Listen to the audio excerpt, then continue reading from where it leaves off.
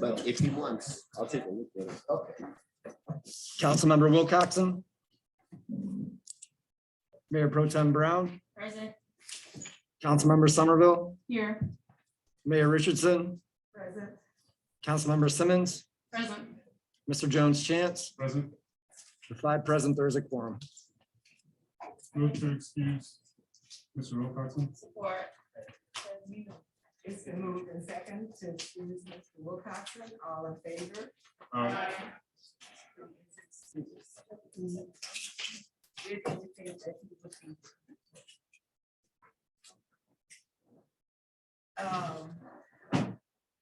Would we all stand for the pledge of allegiance?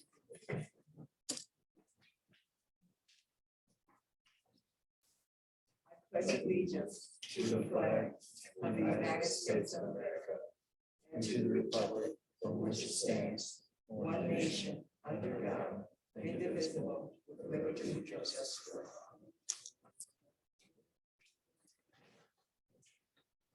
Okay, agenda approval. Agenda for, okay, it's been moved and second that the agenda be approved as written. All in favor? Aye. Aye. All right, thank you. Mr. You were open up for public comment.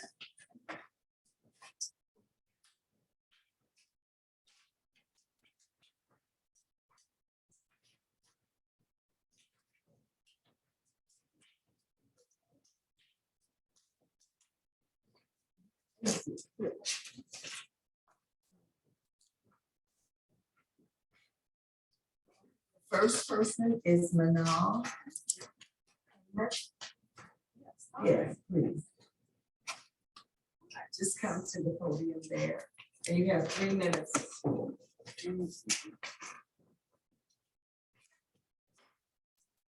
Hi, my name is Meena Kumar, Assistant Vice President for University of Michigan Credit Union / Eastern Michigan University Credit Union. And I'm here with the architect team for 611 Cross Street. Is there anything else you'd like to add? Okay, you know, if you want to wait until that comes up, that'll be fine. Okay, this is for just people that want to make public comments to the Oh, I council. see. So that's why I was surprised. Okay. Thank you for clarifying. All right, thank you. Amber Fellows.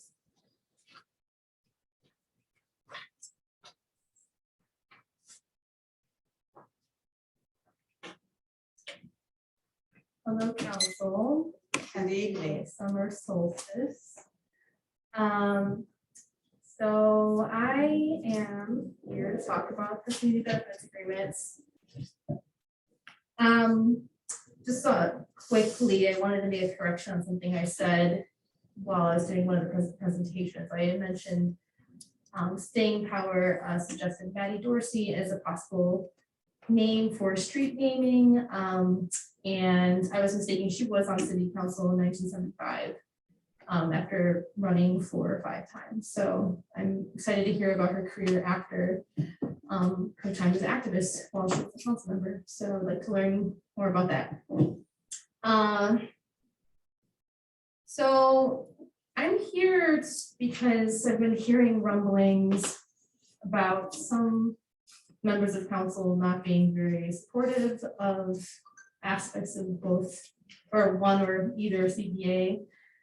And I just want to remind you all that this is like the first time since I've been activated by government in Ypsilanti, which was around 2016, that I see any indication of working towards addressing the issue of housing in Ypsilanti. It's the very first time. We have a real opportunity to do something that is desperately needed, both rental units that are affordable to people that already live here, and housing that's for sale that's affordable to people that already live there. Both are critical. I feel like, I know some of you are running for elections here, and I'm just wondering what would make you think it was a good idea to vote against this or to change it so it's would not include units that would be affordable to people that live here. I feel like this work that both committees did is handed on a silver platter and will make you all look really good. So I'm just kind of, my mind is blown that I'm hearing that there's any contention at all. So I just want to remind people here that are on the fence, especially if you are running for election, that if, you know, I don't see something that we desperately need in Ypsilanti supported enthusiastically tonight, as it is, I will work very hard against you in your campaigns this year, as much as possible. I will go so far as finding someone to run against you in the general. I'm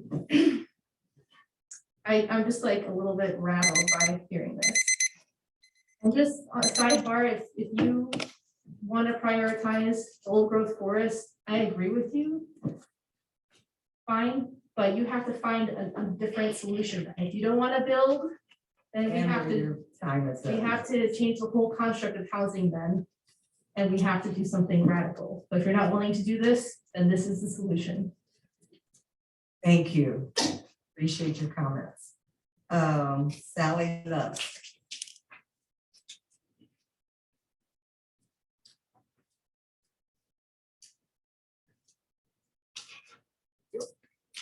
I'm here to urge you to vote no on the current proposal for the Clark Road developments, because I think there are many questions that need to be answered before a reasoned, responsible decision can be made. What you do with this will last for 30 years. I won't live to see the end, but some of you will.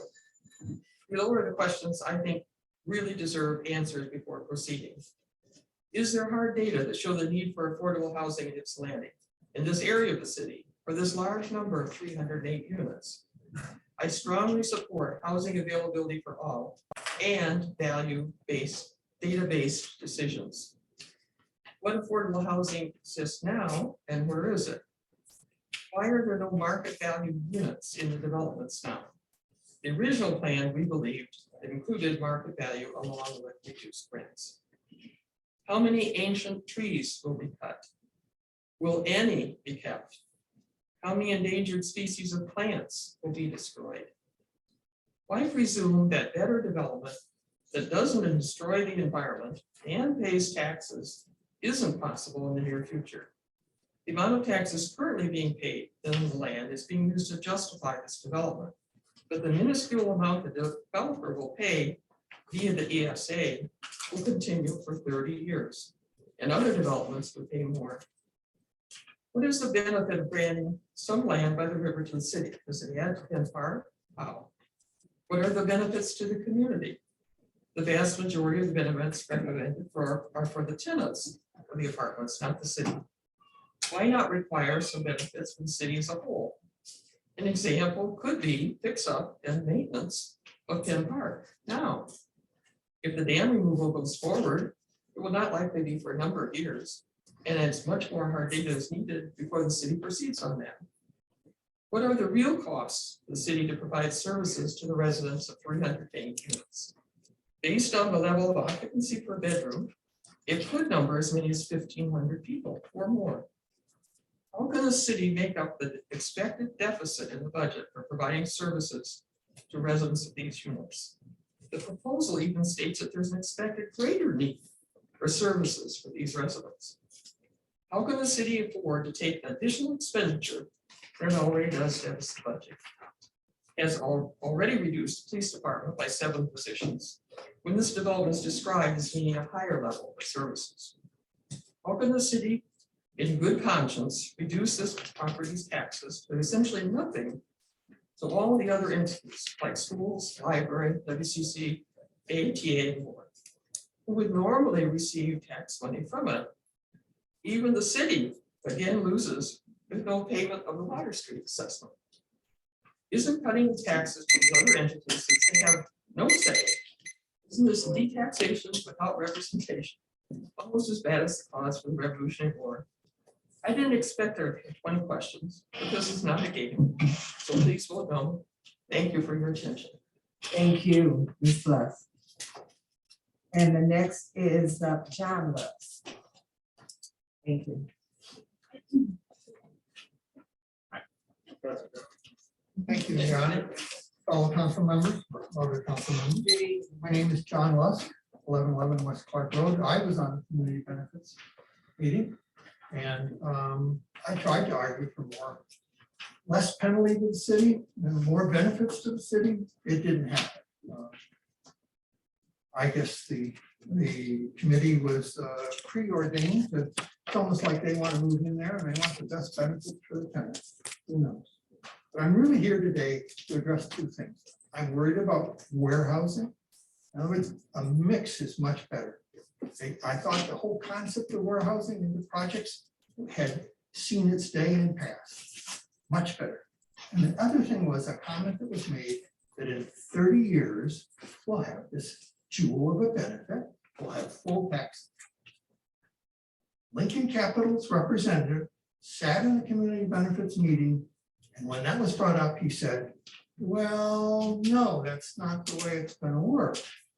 In 30 years, they will offer to put some more money in because it will be run down, his words, and will need to be fixed up, and we'll be back for another pilot.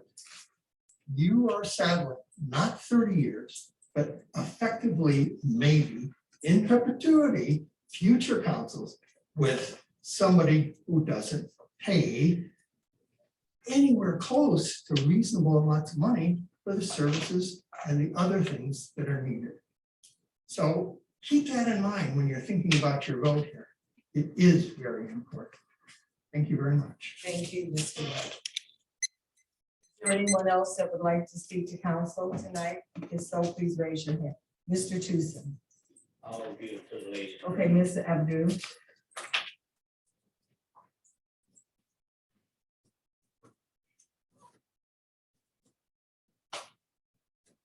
I would also like to speak. I'm Yvonne Abdu. I live at 2028 Collegewood Street. And I too would like to speak against the proposal for several reasons. First of all, it's going to run a deficit, and I've been taught you balance budgets. That's not how I run my life, and that's not how the city and businesses are running theirs. If the city should foreclose, the city should not be able to make whatever's required for the state. Does that mean that we're going to run into an emergency manager situation, which the city did face several years ago? We were worried about it. We saw what happened to Flint, and we see what's happened to other cities that have been within Michigan that have had to have the emergency manager situation. So I'm not sure how this was fiscally determined. I don't see the budget. I don't see the numbers that they ran. They should be public documents, but I haven't been able to find them. And so I hope that the council has looked at this very seriously. Also, it was brought up at the last hearing that the schools would receive extra reimbursement. So does that mean then, how will the schools use that? I'm very afraid. I have a daughter who's a teacher, and I'm very afraid that the way they'll do that is they'll just increase the class sizes, which are already too big to begin with for significant learning. My daughter was also caught in the crunch with Lincoln School District going under, where they laid off 35 teachers, including 25 special ed teachers that year. And she ended up leaving and moved to Colorado without a job. And she found one really quickly. So these are situations that I think have to be considered with the ramification of the money that's involved. And thirdly, I don't trust a for-profit developer, who's not from the area and not even from Michigan and from out of state. And I hope those credentials have been looked at very carefully. Thank you. Thank you. Mr. Tucson.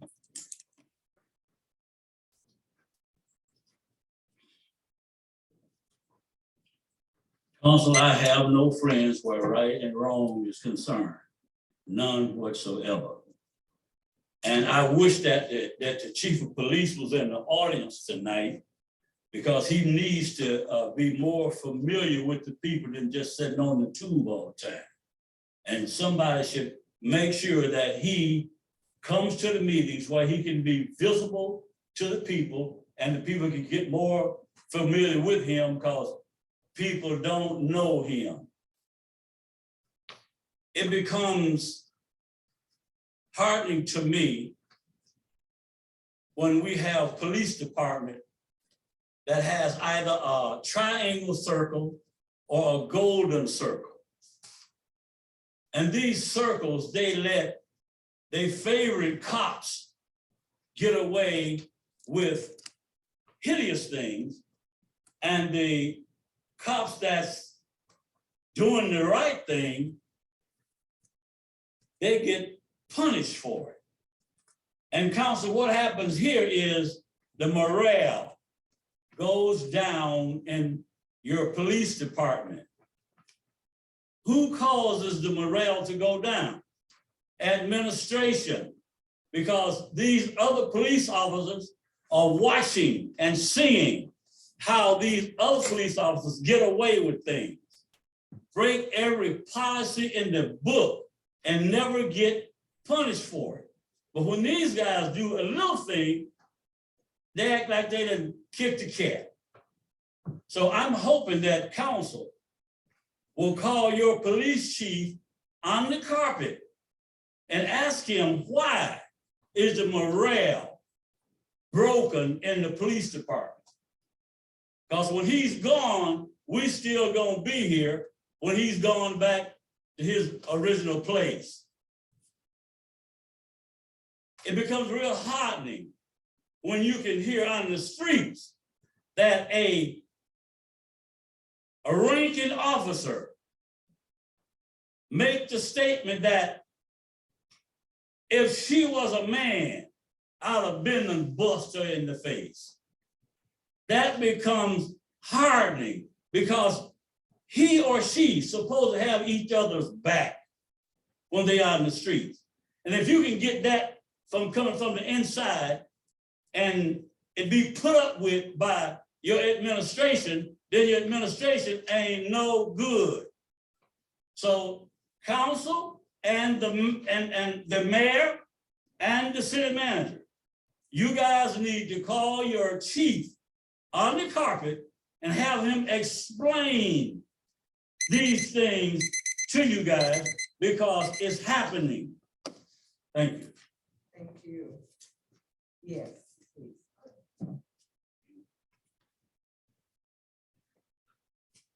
Hello, thank you so much for the opportunity. I just wanted to say a quick thing about the 220 North Park development. As someone who's lived in Ipsy for not that long, but has truly felt at home here, it gives me such a sense of hope that we don't really have elsewhere to live here. You know, I want to be able to feel like I can really build a home here and not have to go elsewhere. And this is the first place that I've ever lived where I felt truly at peace and accepted. So I'm just hoping that you all think about the opportunity that is in front of you with the development. So that's all. Thank you. Excuse me, could you give us your name? Oh, sorry. Yeah, my name is Sarah Boyd. Sarah Boyd. Sarah? Yeah, I should be on the list somewhere. Is it with an H or just the A? With an H. Okay, thank And then you. it's BEU. EEU. Okay, thank you. Thank you so much. Thanks. All right, is there anyone else who would like to speak to council? Yes. Please give us your name. Hi, Amanda Smith. You've heard from me a few times about these projects, but I just wanted to say one more time that I think that affordability in Ipsy is an incredibly important part of the puzzle for bringing us forward.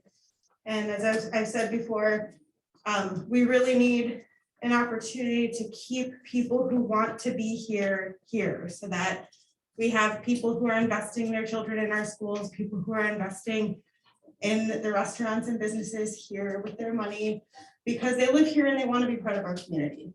And affordability is a key piece to that. I also wanted to say something about I'm confused now about the school question that's now come up twice, that like there's not going to be enough money for the schools, now there's going to be too much money for the schools. That's very confusing to me. If more kids come to the schools are able to operate more efficiently, they're able to hire more teachers. They're able to hire more school aides, more parapros. They're able to provide better services. It's unimaginable that our schools would be in a worse off position by having more students want to stay in our schools. So I just wanted to refute that comment that was made earlier. Thank you. Thank you. Anyone else? Yes, Mr. Gearing.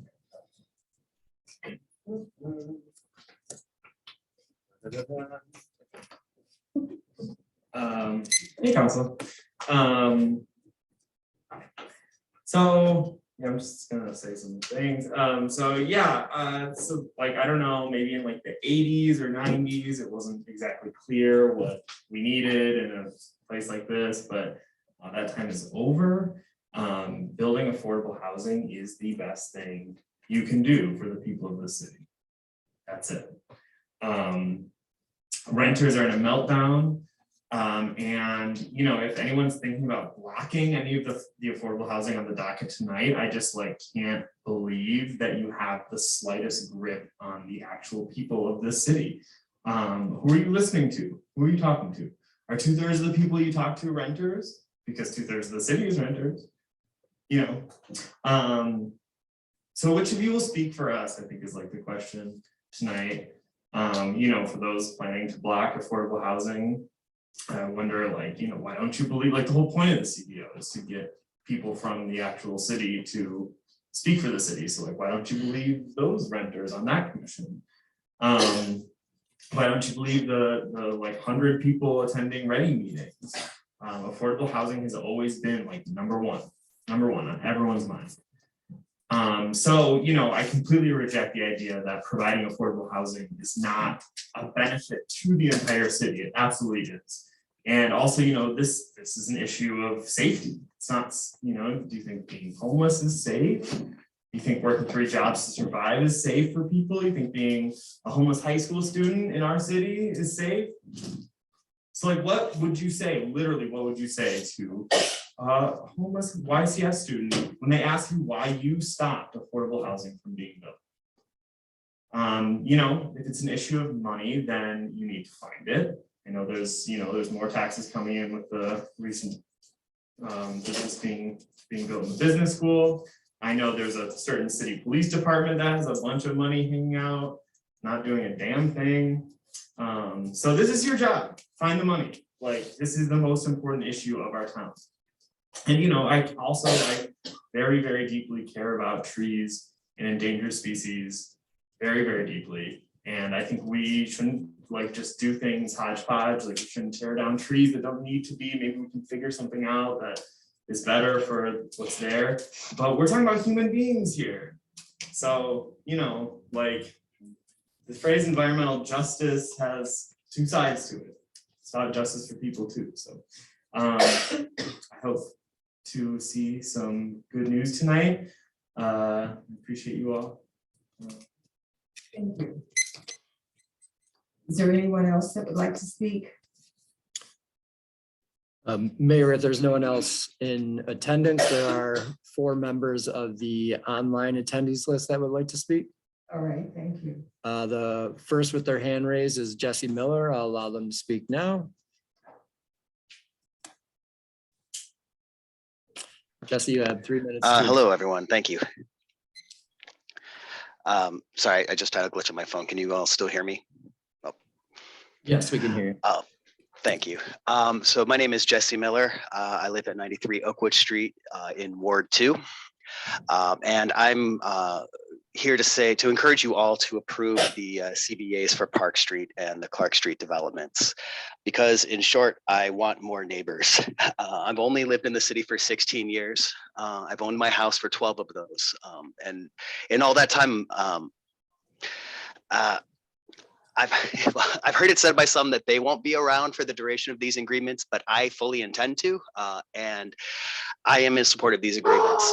I heard it mentioned earlier that agencies like the AAATA will be deprived of tax funding by these agreements. I happen to be Ypsilanti's sole appointee to the board of directors of the AAATA, where I serve as board secretary, and I am encouraging you to support these developments that will allow more people to live within our city limits where it's cheaper and easier to provide services, and without which it would only encourage further destruction and development of natural areas outside of our city limits. I want more neighbors, and I think the CBO ad hoc committee should be commended for all the work they put into working with the developers to improve the proposals, especially in making more units available at a lower AMI. I was just reading an article today where the new owners of the former EMU School of Business building were talking about supposed abundant housing stock for their projected 300 new employees. And if we don't build more housing immediately, it's only going to further drive up rents and drive out current residents. And I don't want different neighbors. I want more neighbors. Our community has worked hard to shape these agreements, and I look forward to recognition of all their hard work with the approval of these proposals. Thank you. Thank you, Mr. Miller. Council, the next individual with their hand raised is Finn Bell. I'll allow them to speak now.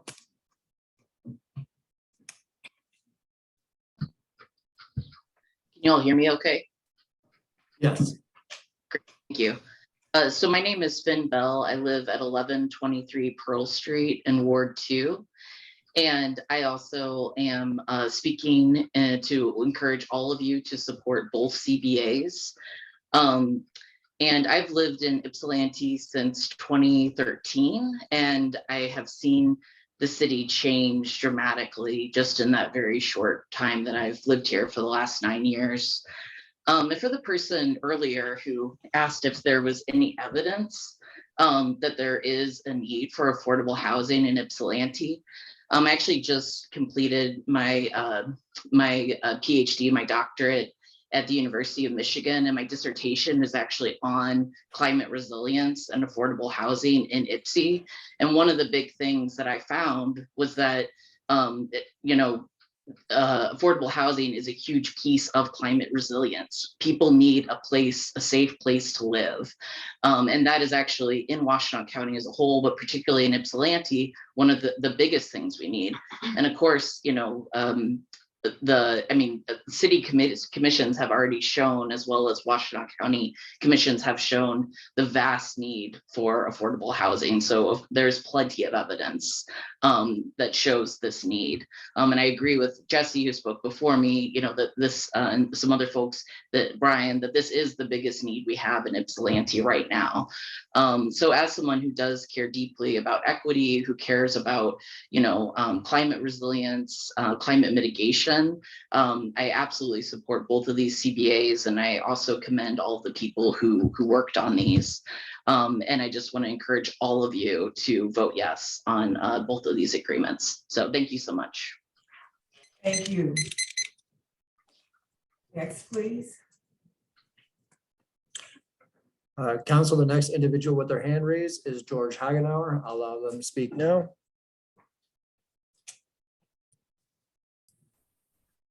Can you hear me? Yes, we can hear you. Thank you. One question I had, which is, and part of the whole problem with the 220 North Park project has been keeping track of the details. I mean, I'm a trained journalist, and most of my role in that entire process was trying to figure out what was happening, what the details were, and trying to get it accurate as much as I could.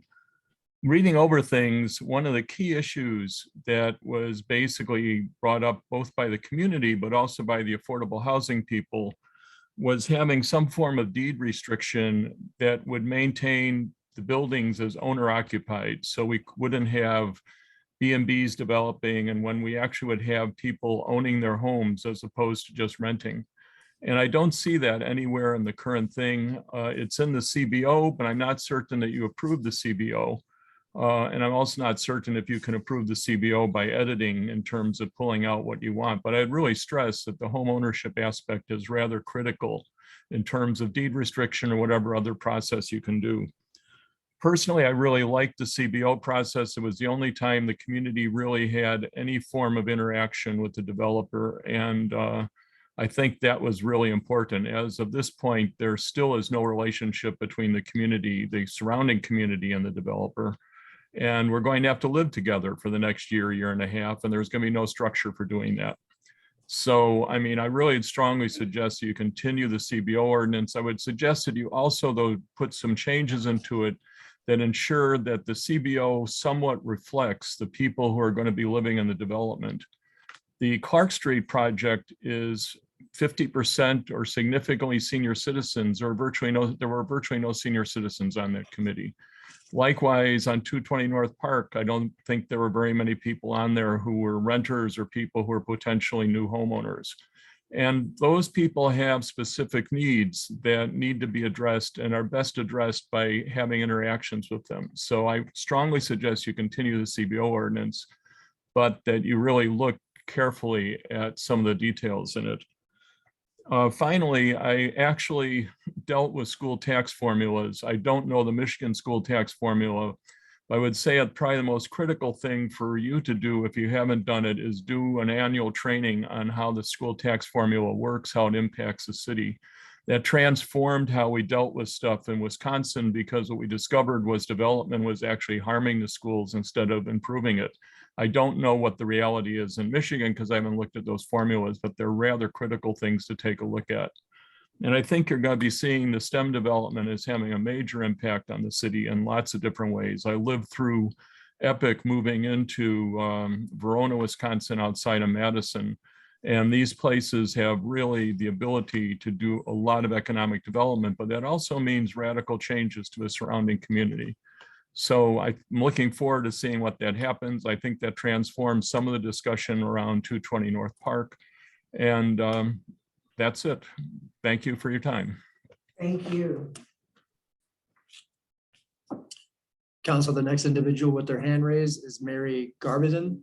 I'll allow them to speak now.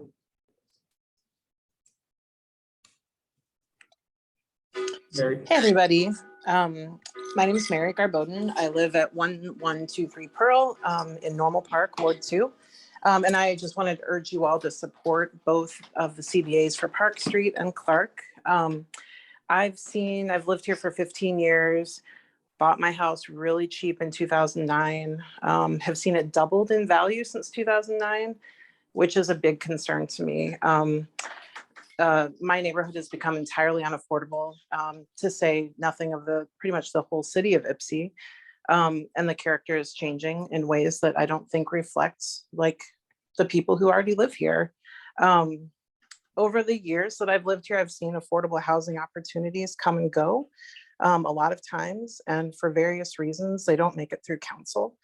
I totally acknowledge that these two are not perfect, but they're pretty good. And I would hate to see council pass these up. So please don't, please approve them. And I just want to express, like others, extreme appreciation for the ad hoc commissions that have seen this process through. And I'm so proud to live in a city with a CBO. Thanks so much. Thank you very much.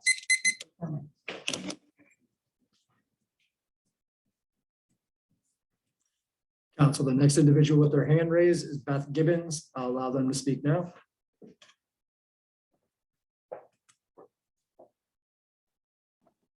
Hey, can you hear me okay? We're having trouble hearing you. How about now? Is that any clearer? A little better, yes. Okay, is this improved? It's still a little bit difficult to hear you. Can you hear me okay? Okay. Well, let me try to, I'll be very brief. I just want to say that I really appreciate the work that these two ad hoc CBO or CBA commissions have put into the development of these plans. And I think it's really important to recognize the time and expertise and the knowledge which has been contributed to bring these two plans forward to council. I know that all the council members, as well as all the commissioners, whether they serve on permanent, advisory, or ad hoc bodies, are volunteers to the city.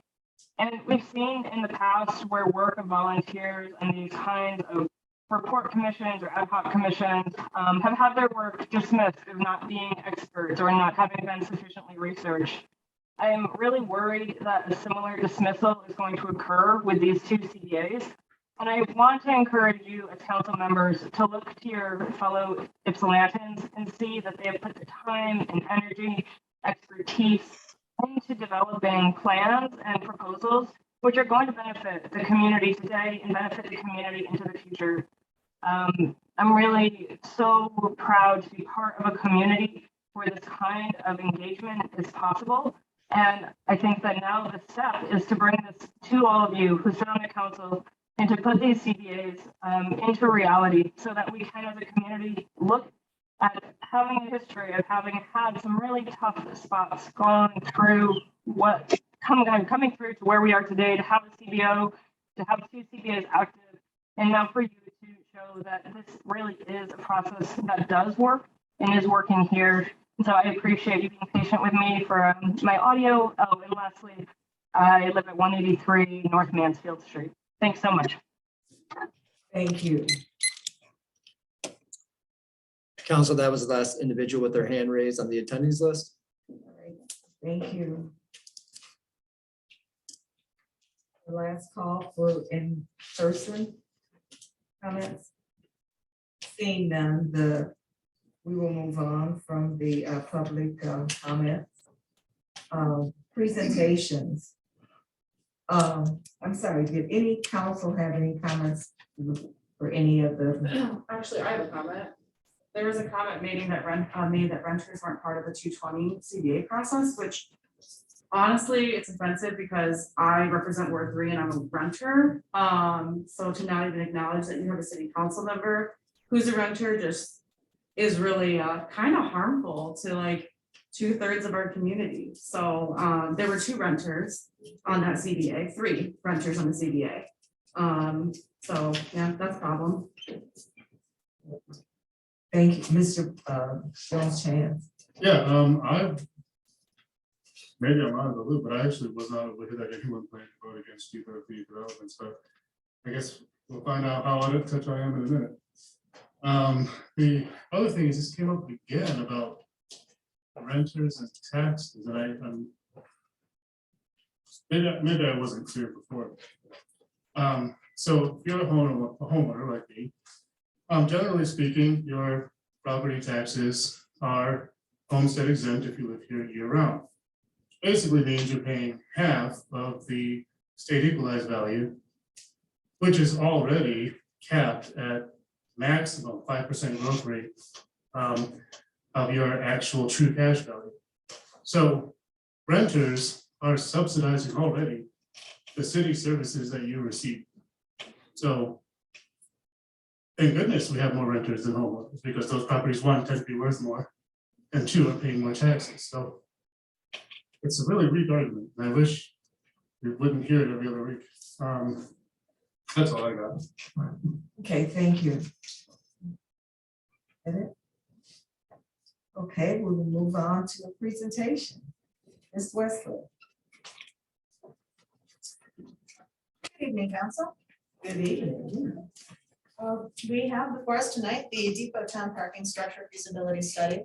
Your presenter this evening will not be myself. It will be Mr. Greg Emke from Fishback. He is attending virtually via Zoom. And I will, if Andrew and Greg are ready, allow you to get underway. Thank you.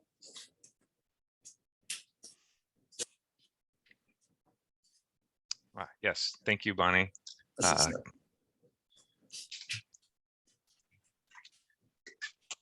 Can everybody hear me? Yes. All right. Do you want me to share my screen, Andrew? Yeah, if you could, that might be easier. Let me just, I'll have to make you a co-host. Give me one second. Right.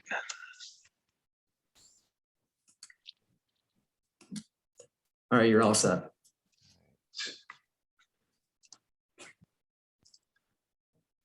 So can everybody see the cover page of the presentation? Yes, we can see it. Okay, great.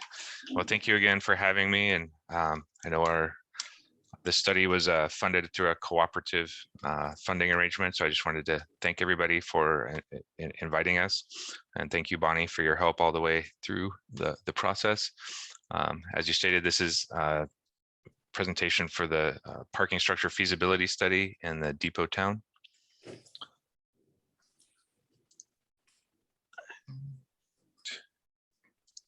Let me see if I can. So first, just a little bit of history.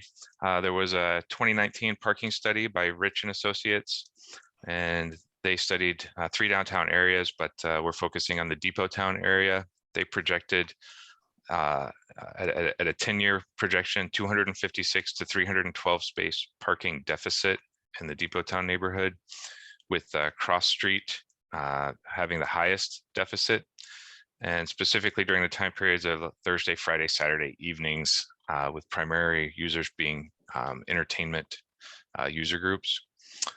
And then just last year, Fishbeck was retained to study structured parking options. And so the objectives of the parking structure feasibility study were to evaluate structured parking at 2 sites. And those specific sites are the Frog Island Park site, as well as the Maple Street lot site. There was a target net space gain of 250 parking spaces minimum. Understanding the weekend evening entertainment use for Cross Street as the primary user destination after parking. We also wanted to respect the Frog Island Park existing uses, specifically the amphitheater, the community garden, the running track. And then also there's a possible integration with a train stop that has been talked about for a while. And so we wanted to accommodate that. Our specific scope included land survey, both to establish boundary and topography. We had a preliminary geotech investigation. We engaged SME as a sub-consultant for that. They performed 2 soil borings to 50-foot depth at each site. Also, Fishbeck performed a phase 1 environmental. We looked at parking options, and we performed a traffic study to see if there were any impacts to the surrounding street network. So the first site that we'd like to kind of talk about, and what we found with our initial stuff, the survey and the actual property boundary of the Maple Street lot is highlighted in yellow in the figure on the screen. And although it didn't have a major impact to our particular parking structure proposal, we did identify 2 existing encroachments. One of them is a shed and the other one is a garage. So these are there's a vacated alley. And so just as an aside, that was something that the survey identified. In terms of the geotechnical properties of the site, this has native material, so there's no fill. The preliminary recommendation here for foundations was to do some ground improvements. However, I would qualify that by saying that SME felt that with additional testing, that would eliminate the need for any ground improvements to accommodate a parking structure here. There were no environmental concerns identified. We're not in the floodplain, and I'm just noting nothing unusual in terms of utilities. There's some storm sewer and some electric power that serves the existing parking lot. And so the parking structure that we proposed on this site, we wanted to respect the property setbacks. And so that we recognize that this site is relatively small and relatively constrained in terms of the footprint area available. And so we first are trying to maximize surface parking constructed on the Frog Island site. And so we have that split into a south lot and a north lot. Typically, the surface parking is a little more economical, a lot more economical than any sort of structured parking. And so maximizing the amount of surface parking at Frog Island minimizes the number of parking spaces that you have to build with structured parking at the Maple Street site. And that also, not only is that a economic savings, but it also saves you from building a very tall structure that would be too much out of character for this neighborhood. And so the structure at this site, it consists of an at-grade level plus 3 supported levels. And it has kind of an odd footprint. And because of the limited length, each parking bay would be ramped. And so there would be parking on the ramp.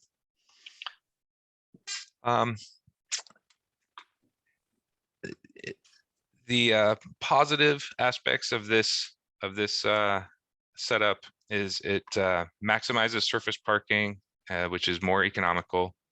We are respecting the property line setbacks. Although we are 3 supported levels, the site topography rises 6 to 8 feet as you go to the northeast. And so from the residential area, your perceived massing would not be those 3 supported levels. It would be more 2 supported. You would see 2 levels, which is in character with the structures in that neighborhood. And even though it has a odd footprint, it is surprisingly efficient in terms of parking. And so that's a plus. Major positive of this option is good integration with any sort of train stop that might happen here. We're right adjacent to the railroad right away. And so the stair and elevator that would be part of the parking structure could double as the vertical circulation element to get people a bridge over the tracks, a tunnel under the tracks, potentially an at-grade crossing. But you get kind of a double duty benefit, a natural location for that stair and elevator to serve whatever train infrastructure is might go here someday. Some other possible positives on this are that there's some phased implementation possible. And what do I mean by that is that the Frog Island parking lots could be built first to maybe address a short-term parking deficit and then defer construction of the structure on the Maple Street lot for a few years. And so there's deferred funding or increased time available to plan for the structure construction with that. Some other positives. This, in contrast to the parking structure a little bit that we'll talk about in a few minutes, we are set back more from the running track with this surface parking. I will say we're filling somewhat. I think we get no closer than 25 feet or so, and we're nominally an 8-foot tall retaining wall in order to construct the surface parking as it's shown here. So I think that's a healthy setback. That's a good setback from the running track. So we're respecting the Frog Island users there. One other kind of maybe pie in the sky option with this is, we are showing a 15-foot setback from Marketplace or Rice Street as it changes names. And that allows for, we're showing a traditional curb and gutter with a landscape parkway and a sidewalk. But one idea that could be explored here would be to construct this in maybe the style of an at-grade plaza that could open the door for some multi-uses, like some festivals, some things like that. So that may be something that could be explored if this option were selected. So last, I don't just want to focus on the positives here. The negative aspects of this concept are the Maple Street lot is really the parking area of last resort. It is not especially intuitive to get to either from a vehicular standpoint. And once you park here without a way to cross the tracks and head south, you're really forced to walk south and east to the intersection and before you can cross the railroad and get to your primary destination. And so it's just geographically maybe not the best, your parking area of last resort is maybe not the best place to locate your structured parking. I would also say that the ability for pedestrians or wants people to park in a structure at this site, the ability to cross the tracks is really an essential feature in terms of making that function and getting people to the farmers market area and to the cross street down this direction here. That's really the primary route that needs to happen. And so without a viable railroad crossing, I think this is a little bit less desirable option. That's certainly a negative aspect of this option. And just one last comment is that although the site grade does rise, and I think that mitigates the massing of the building, I still think it may be perceived as tall massing as a little bit of a negative. And so, and I will say, we're also hitting net space gain of 272, which is above program of 250. And so we're right where we need to be in terms of program with a little bit extra. And so these next couple slides, these are massing figures that give an idea of how this structure sits, would sit on the site and how that would appear in space. And so what you're seeing here, this is cross street, and you're basically looking north. The Huron River is over here on the left side of the screen, and for orientation, you can see the running track here. And so you're seeing the surface parking lot on the Frog Island site, and then you're seeing the Maple Street parking structure here. Just early concept, not a specific train platform or covered platform or something like that, but just to give a hint that this does integrate with that parking platform here.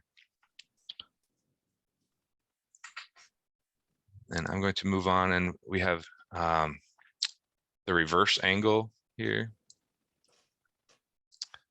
And so now you are sort of looking southeast. Again, now the Huron River is on the right side of the screen. Cross Street is running here.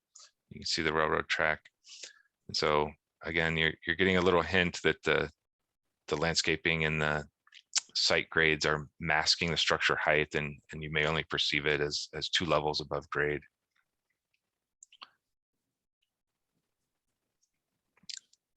So we'll move on.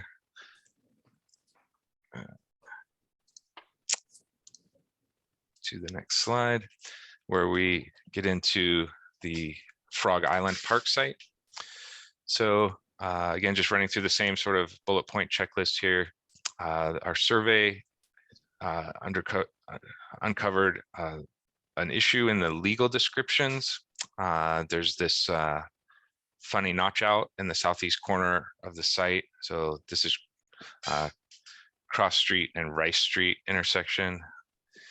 Basically, there's 2 different historic documents that describe this cutout of the site, and the bearing angles differ between the 2. Using the fence that's on site, we determined which one is more correct, and so this would be something that would be easy to correct with a quick claim deed. But it, again, just kind of an aside, it didn't really matter in terms of our parking structure. It's just something that we uncovered along the way. Geotechnically, the soils here are poorer than at the Maple Street lot site. It's still a silty sand, but it's existing fill material. It's undocumented.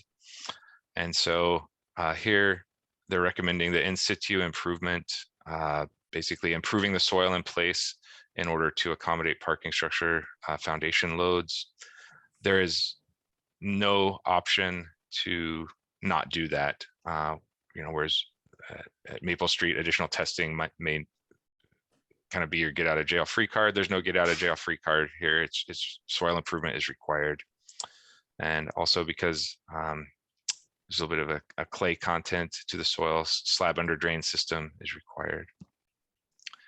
Environmentally, there's a few issues with the environmental. The site has been previously classified as a facility, which means there's known contamination.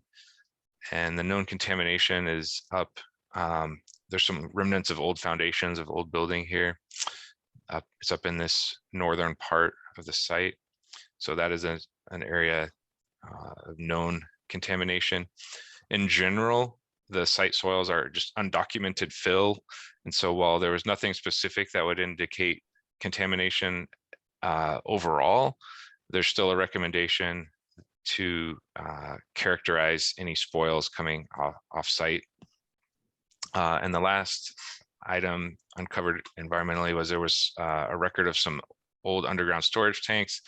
We believe they've been removed. There's no record of any contamination for those, but it's just, I'd call it a loose end environmentally. Floodplain, yes, we are in the floodplain as adjacent to the river. However, that really only applies to the lowest level, the lowest part of the site down at the running track level. There's a very steep embankment that goes up from the running track level to where the current parking is. And so it's really only down at the running track level that we would even touch floodplain issues.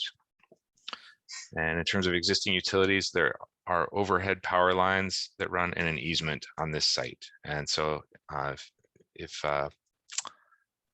for improvements to happen on this site, those power lines would need to be relocated. And so looking at the structure that we came up with for this site, we're not touching Maple Street. It's still going to serve as a surface lot. We're showing a surface parking north lot, very similar to the other option. And now here, it looks the same in footprint, but this is where a multi-level parking structure would be instead of the surface parking that was shown in combination with the Maple Street lot. So here, this is actually the parking structure. And yes, we can build the parking structure around the curve. I think it probably lends itself more to cast in place construction than precast, but it is definitely possible. So again, we can kind of look at the isometric here. The far face is the street face. And so we basically follow the site grade down. We drop off 3 feet or so. And then as we come around the end, this ramps down. And at this very lowest level, you'd be able to walk out of this lowest level and be at the running track level. And so we're basically building the ramp sort of on the side of the hill. There would still be sidewalk access, basically maybe steps. We'd have to study the grades a little more, but I think you would also have access to like amphitheater and track area outside the building here. So again, we're right in that 275-foot space range, so we're above program. And doing a little bit deeper dive into some positives and negatives. First off, the positives. This is the best site for convenience. It's easy to navigate to, intuitive to navigate to, closer to the ultimate destination. And so really this is the best parking site available.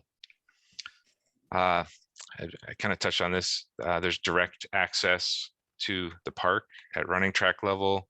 The stairs could also get access to that lowest level with a little jump stair down. We're using the same setback here, this 15-foot setback, and that allows for the landscape parkway and sidewalk, and that integrates well with what we're showing, at least it's early schematic level, with the parking lot. The north lot it could be made to cross into the structure if you wanted it to, or it could be maintained as a separate facility in terms of parking operations management. One random thought here is that being a park, you may want to make free parking available to park patrons, or manage that on a different time schedule, perhaps free parking during the day, paid parking during the evening. This allows these to be either integrated or managed separately. And lastly, a positive on this is, although we kept this as a pure standalone parking structure, there is an opportunity to create some street level activation with retail space in this East Bay. Really, any of this level could be utilized for mixed use commercial space. Basically, the entry exit that's here could flip down here, and then this entire side could be made available. That would obviously be at the expense of parking spaces. Whatever was taken for commercial, you would lose parking there, and you could make that up by extending your upper level, or just living with less parking, understanding you had a mixed use incorporation. So moving on to some negative aspects of this option. This is, at grade plus 2 supported levels. So when you're on the street, that's fine. You're going to read it as a 2-story tall building. If you're at running track level, you're going to perceive it as a full story or even story and a half taller than that. So it may seem tall, or I might say it may loom over the running track. So that's definitely a negative of this. Overall, this site just has more constructability challenges. So we talked about this, that has poorer soils relative to Maple Street. We're building into an embankment, which is a little bit more challenging. Potential for environmental issues here also, as well as the overhead power line utility relocations that would have to be built into the project.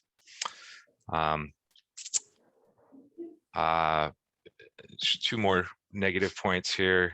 That lowest leg, because we're in the floodplain, we would need to anticipate that would flood.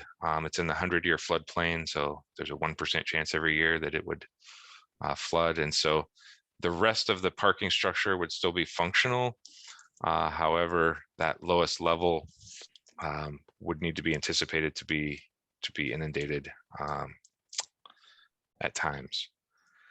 And the last negative on this is, while it probably does a better job of serving the cross street destinations, it is a little awkward in terms of accessing any train infrastructure. Basically, you don't get the benefit of your stair elevator tower being able to help you get across the railroad tracks like you do with the Maple Street lot. So basically what you have to do is just traverse that as an at-grade pedestrian route. So similar, identical views, but with the massing included. This is, again, looking north. So again, for orientation, cross street is here, railroad tracks, running track, and Huron River. And so you're seeing, the at-grade plus 2 supported levels of this parking structure in relation to the other existing buildings.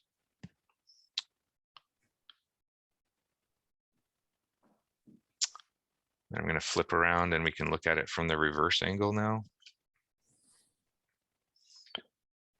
So you can kind of start to see some of the complication of building into the hill, and it starts to, you know, be tall, especially in this area. All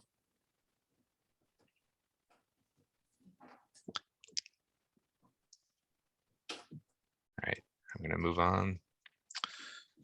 So once we had the parking structure options established, we looked at our traffic study to see if there were any impacts on the surrounding 6 intersections. We took field data to establish existing conditions and built the traffic model based on those counts. We modeled a future no build condition and future build conditions for each structure. And basically, no news is good news here. The traffic study showed no significant impacts to any of the study intersections. Level of service D or better, which I always struggle with. How can, that's not a good letter grade in any school I went to, but in traffic world, D or better is good. And in fact, most cases were C or better. There was only a few isolated instances of D or better, and D or better is considered acceptable. We looked at the signal timings, and they're really, basically if you tried to change timings to repair, sort of fix any issues that came at the expense of another intersection. And so we're not recommending changing any signal timings. There were a few intersections where queue lengths in turn lanes were exceeded what was available, but honestly, there's nothing to be done at those locations because there are physical constraints that won't allow those turn lanes to be lengthened. And so, again, no news is good news on the traffic study. No negative impacts to the surrounding street network. So now, how much does this cost? So we prepared a cost estimate, and we for the Frog Island site, let's just go column by column here. Frog Island had a little bit, we're looking at $10 million for the parking structure itself, and then some extra funds for that north surface lot. And so there's about a $10.24 million price tag associated with that. That is what I would call today's dollars hard construction costs. That doesn't include soft costs for additional geotech, design fees, internal management. There's also no contingency included in here. So if we include the soft costs, this is a $12.3 million cost estimate for the Frog Island site. Maple Street is nominally cheaper. There is less structure, but more surface parking cost. But when you total it up, you're not that far off in terms of total cost for either option. So we're sitting at 11.3 versus 12.3. I mean, I guess that's $1 million, so I shouldn't be so cavalier, but it's in the same rough order of magnitude range in terms of cost between the options, with the Maple Street being the cheaper of the two. And so I have a question slide. I don't know if I'm not sure what the protocol is, but I think I understand we can take questions. Is that true? Absolutely. Do you have any questions? Council. Mr. Wilcoxon, I see you first and ready. Go. I was just jotting down notes here while I was doing it. There were only 2 sites that were considered? Yes. Okay. I was under the impression there would be more from the previous presentation, but was previous paving considered for the surface lot in either areas? It has not been considered at this point. This is a very high-level feasibility study, mainly to determine if it is even possible to build a structure on either of these sites and sort of the magnitude of the cost. Do we know the nature of the contamination from the old recycling center? Yes. We have a phase 2 analysis on file. I'm not qualified to speak on it, but somebody more intelligent than I am would be. I was looking at the Frog Island structure and thinking before you said it, to reposition the entrance ramp to the north end. I think that would be a good thing to reduce the amount of traffic turning off cross onto the race. I'm kind of curious about the mixed use because we already have a deficit, and if we create more demand for it there, that seems kind of counterintuitive. But and do we have a funding source? We do not have a funding source now. Thank you. Yeah, my question was going to be around financial feasibility, and I know that that was promised before, so I'm looking forward to that. I'm guessing this piece has to be done first, but I'm not an urban planner, but I'm pretty sure giant concrete parking structure is on like the in thing right now, in terms of like great urban planning. Sustainability wise, I don't see how giant concrete structures work towards that goal either. And I know there'd be spots for electric cars and charging and all that stuff, but you know, problem with electric cars is that they're still cars. I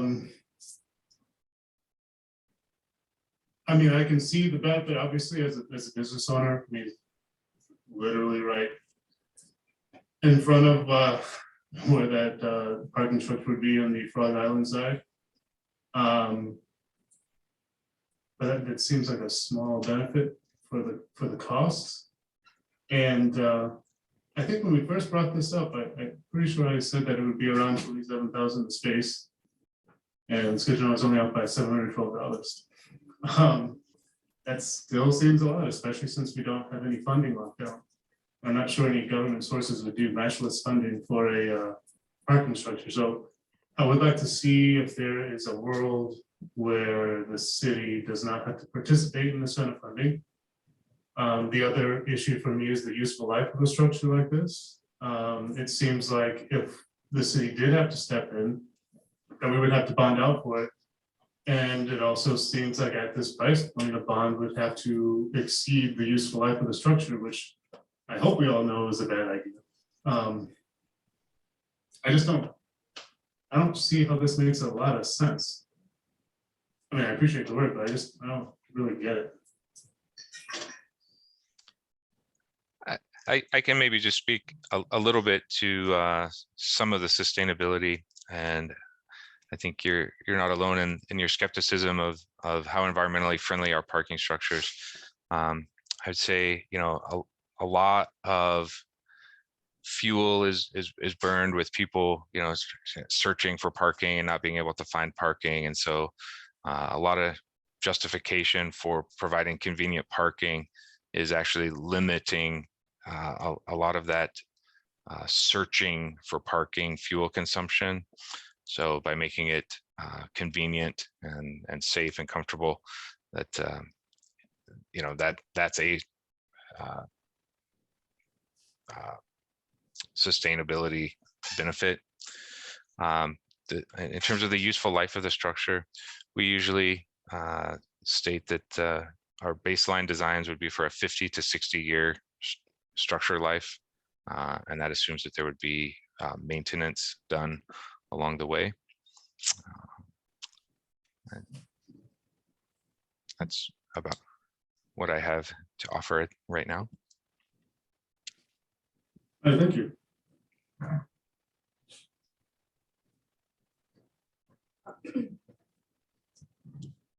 have a question, just not about really this feasibility study. Are you seeing in other communities not in IPSI or, I don't know, outside of Michigan that are building parking structures that have staff housing? Yeah, this is common.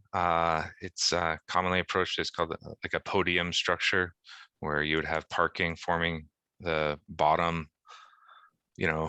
1, 2, 3 levels, and then residential would go above that. And so this is commonly done. This does tend to drive your structure height taller. And in terms of putting my parking consultant hat on, the structural needs of the residential often result in less efficient parking down below, but really, both are probably better off having each other. And so it's kind of a necessary evil. But the short answer is yes, the parking podium is very common these days. Yes. Thank you. Do you have any examples of like other cities that? Yeah, I don't know if I have one queued up here in terms of being able to present something on the screen. We're actually pursuing one in West Hartford, Connecticut right now, where it's just that exact setup. We did design for a project in Ferndale, and I do have some photos of it. Yeah, I can find them. I was just curious if I could. Yeah. So this structure, it wasn't designed for residential above, but it was designed to receive commercial space above. But and this is an example of street level activation, where there's commercial space available at street level, parking behind that. There's a basement level of parking, 3 full supported floor plates, and then designed for, in this case, commercial space above. But it would be the same concept with residential. Okay, cool. Thank you. Mhm. Any other questions or comments, Mr. Jonestown? Yeah, I think as we consider this, it might be healthy to think about, if we really want housing, maybe we should just put out an RFP and just make this housing and let a developer spend money on the housing, and we can spend money on transit. I'm really not grasping this very well. I don't understand what we're doing. I don't think we're doing anything right now. Oh, yeah. I think- Let me repeat, yeah. help me to think about as we, yeah. Well, certainly if you're contemplating mixed use, having a developer build the parking plus whatever mixed uses could be incorporated into that. And then, that would allow, say the developer to foot the bill, and then you would lease back the public spaces for public parking spaces for use. We've seen that method employed as well.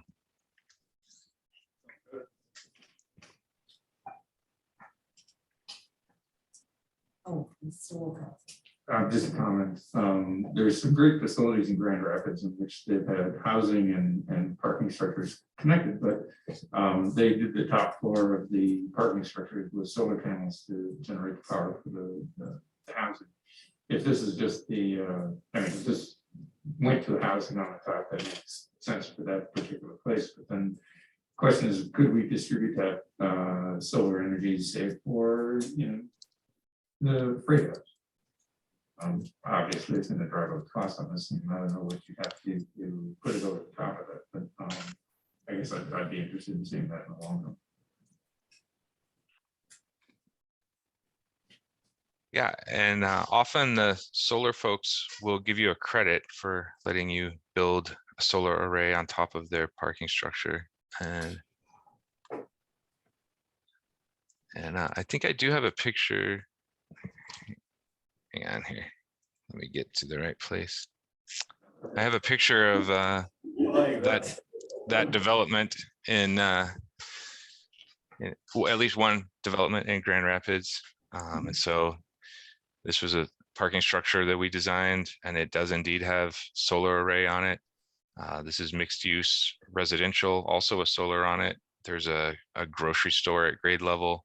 And this is commercial space. So I mean, obviously this is, you know, a much larger footprint, but in terms of having a solar array on the roof, I do think the solar folks participate in paying for the real estate that they use.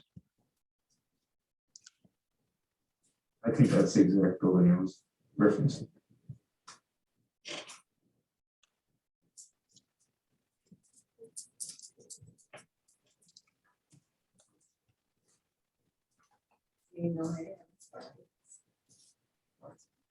Thank you very much. Thank you. Thank you.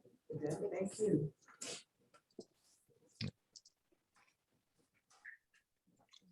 Any other discussion on this?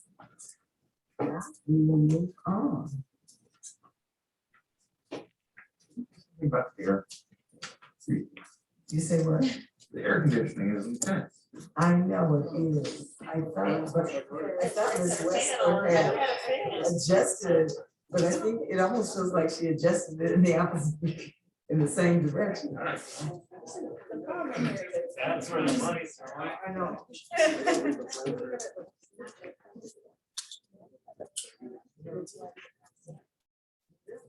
So Bonnie, when you went back there, did you go back to correct it, or did you go back to add it? I corrected it based on the perceived temperature I felt at the time and perceived the temperature that I saw it. Okay. Thank you. We're all bundled up here. Okay, let's go on to the consent agenda. Mayor, ordinance's first reading is first. Ordinance's first reading. Oh, I'm sorry, yes, I'm ready to roll with you. wasn't ready, wasn't thinking it was ready for. Resolution number 2022. No, we're not consent, but we have to. No, I wasn't. I got the. You have draft to, ordinance. oh, okay. Okay. Go ahead. Resolution number 2022-142. Resolved by the council of the city of Ypsilanti, whereas the city has an interest in protecting the health, safety, and welfare of the community, and whereas the city has a master plan that reflects the policy goals of the city, including the guiding value that Ypsilanti is a great place to do business, especially the green and creative. And whereas the applicant, Eastern Michigan University Credit Union, intends to provide public benefits in this development, and whereas the planning commission recommends the city council approve the plan unit development. And now therefore be it resolved that the Ypsilanti City Council adopt the ordinance entitled EMUCU Plan Unit Development and approve the associated plan unit development agreement on first reading, and I so move. Okay, it's been moved and properly supported. Would you, we'll open up the public hearing? Or do you want to present first? Go ahead. Go ahead. Present. Thank you. Great, thanks, Mayor and Council. Good evening. I'm back before you to present another planned unit development. You're becoming the experts on these, as it's already the third one this year.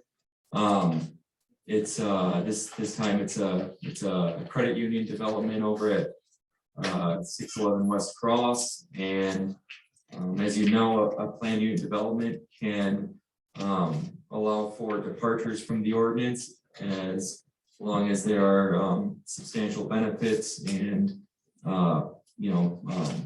higher quality items in this development. The departures before you are summarized in the packet there. Briefly, they are involving the ITMs, the interactive teller machines, the minimum building height, the minimum frontage build out, the building entrance orientation, and the canopy size of the canopy structure. Planning Commission reviewed this at their May meeting, and they recommended City Council adopt the planned unit development. I'm happy to answer any questions. provide any clarity on any of the items that you received. And also there are, there's 3 members of the team here tonight, and I think Deanne Ramos is online on Zoom. So there should be 4 of the team here tonight to answer any questions too. Ms. Somerville. I'm just trying to, I'm just going over the minutes from the planning commission. So staff originally recommended not approving. Correct. And then I was also, how close, it sounds like there's gonna be a speaker pretty close to somebody's home. Yeah, I don't know the exact measurement, but it would be probably, and also planning commission in their recommendation. And I just want to say this, it is just, staff may have said one, recommended one thing, but planning commission, Yeah. they should carry a little bit more weight, in my recommendation. They recommended that the southernmost ITM machine actually be removed. So now we're looking at probably at least 50 or so feet from, I would say that middle one, which would be the closest one, would be the closest at about 50 feet or so.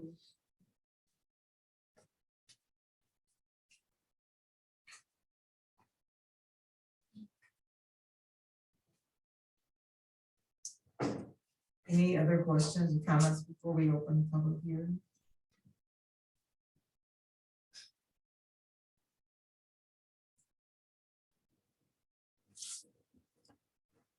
Seeing none, we'll open the public hearing. Ms. Kenneth, would you like to speak with us now?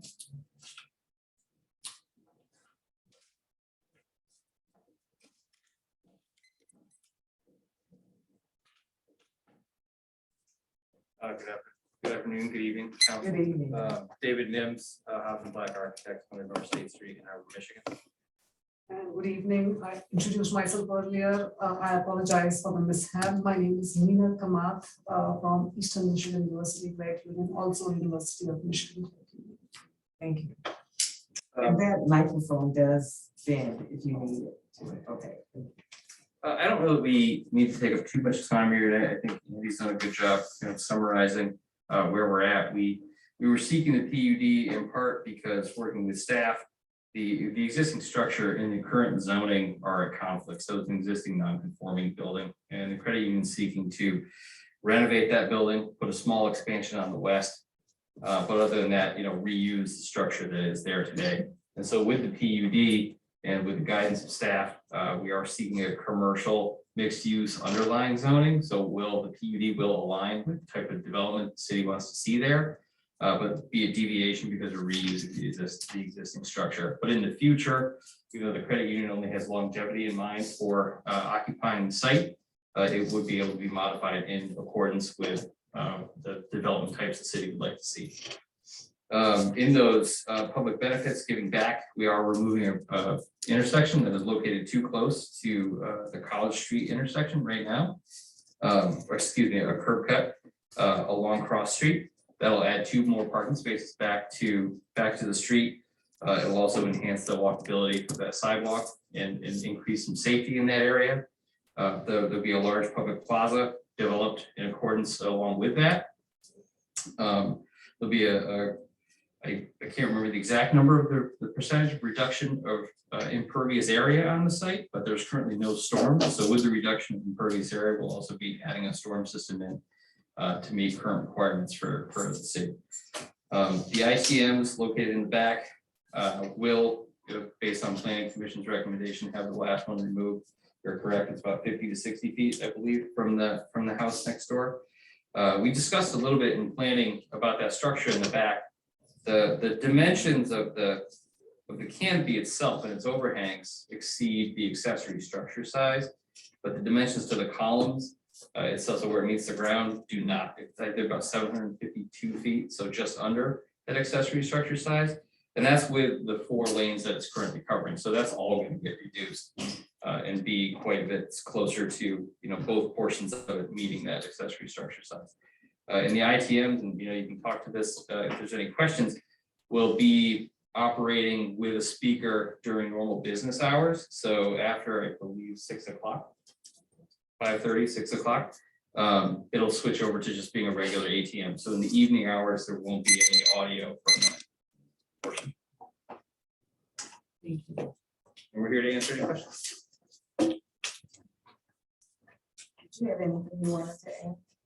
I think David summarized it really well, so I think that's right. All right. Did anyone have any questions for the presenters? Mayor, is this is the public hearing? You open the I'm public sorry. hearing. Yes, I'm sorry. Thank you. I meant to have called him before I opened. I'm sorry. Any other public hearing?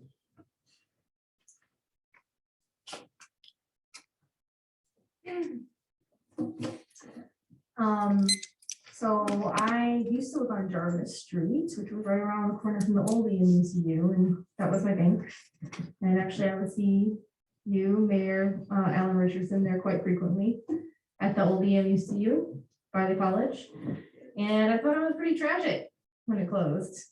I mean, it's still my local banks, but now I have to like make a drive or hope to get to EMU when it's open. So I am supportive of this, and I think the location makes sense. And hopefully we can all be seeing each other there at that branch sometime soon. I also just want to address something about the North Park units. They're being proposed as affordable in perpetuity by deed restrictions. So just 2 quick things about that. One is that if we don't restrict those affordable units in some way, are we not considering the likely possibility of buyers of those affordable units flipping these later for $250,000 to $300,000 6 months after purchasing one? So that's a likely outcome if there isn't some effort to stabilize the sales costs. And that will mean we subsidize a lotto ticket instead of a home to build equity. And the last thing I want to mention is just that in 2018, the state government passed a law that says that the deed restrictions in Michigan will expire after 40 years. So that's something to consider here, that and hopefully maybe encourage you that this wouldn't be something that would go on forever. So when the units are older and need more money for repair, that might make sense for the deed restriction to fall away. So the condos can be. Right now, we're talking about the. Yes, but I have a minute left, so. No, but you can't switch. This is only. Only on the credit.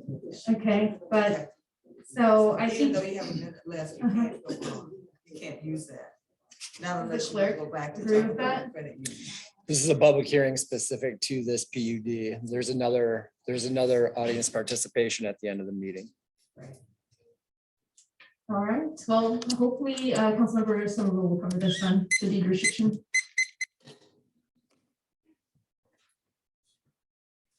Anyone else have comments on the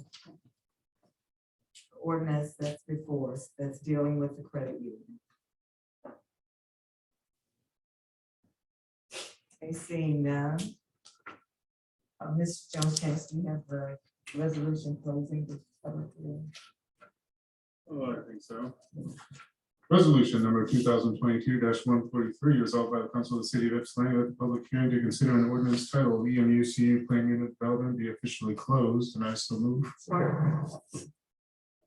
It's been moved and supported. All in favor? Aye. Aye. All right, the public hearing is closed. Now, the resolution, any discussion on the ordinance itself? Yes. Mr. Just a super quick question for staff. Other than the highlighted parts of the site requirements, was there any other issues that caused you not to recommend this the first time? The No, just from a staff level, I mean, I think it's covered pretty well in the staff review, planning commission staff review. Just the nature of the development and the functioning of it. All right. Personally, I think it's better than what's there now, so. Thanks. Any other questions, comments?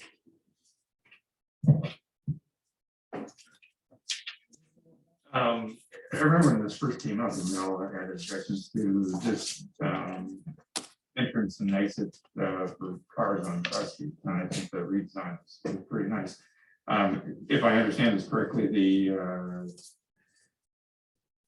ATMs will be only 3 of them. So according to planning commission's recommendation, and if you want to adopt that as presented, they would reduce it to 2. Okay.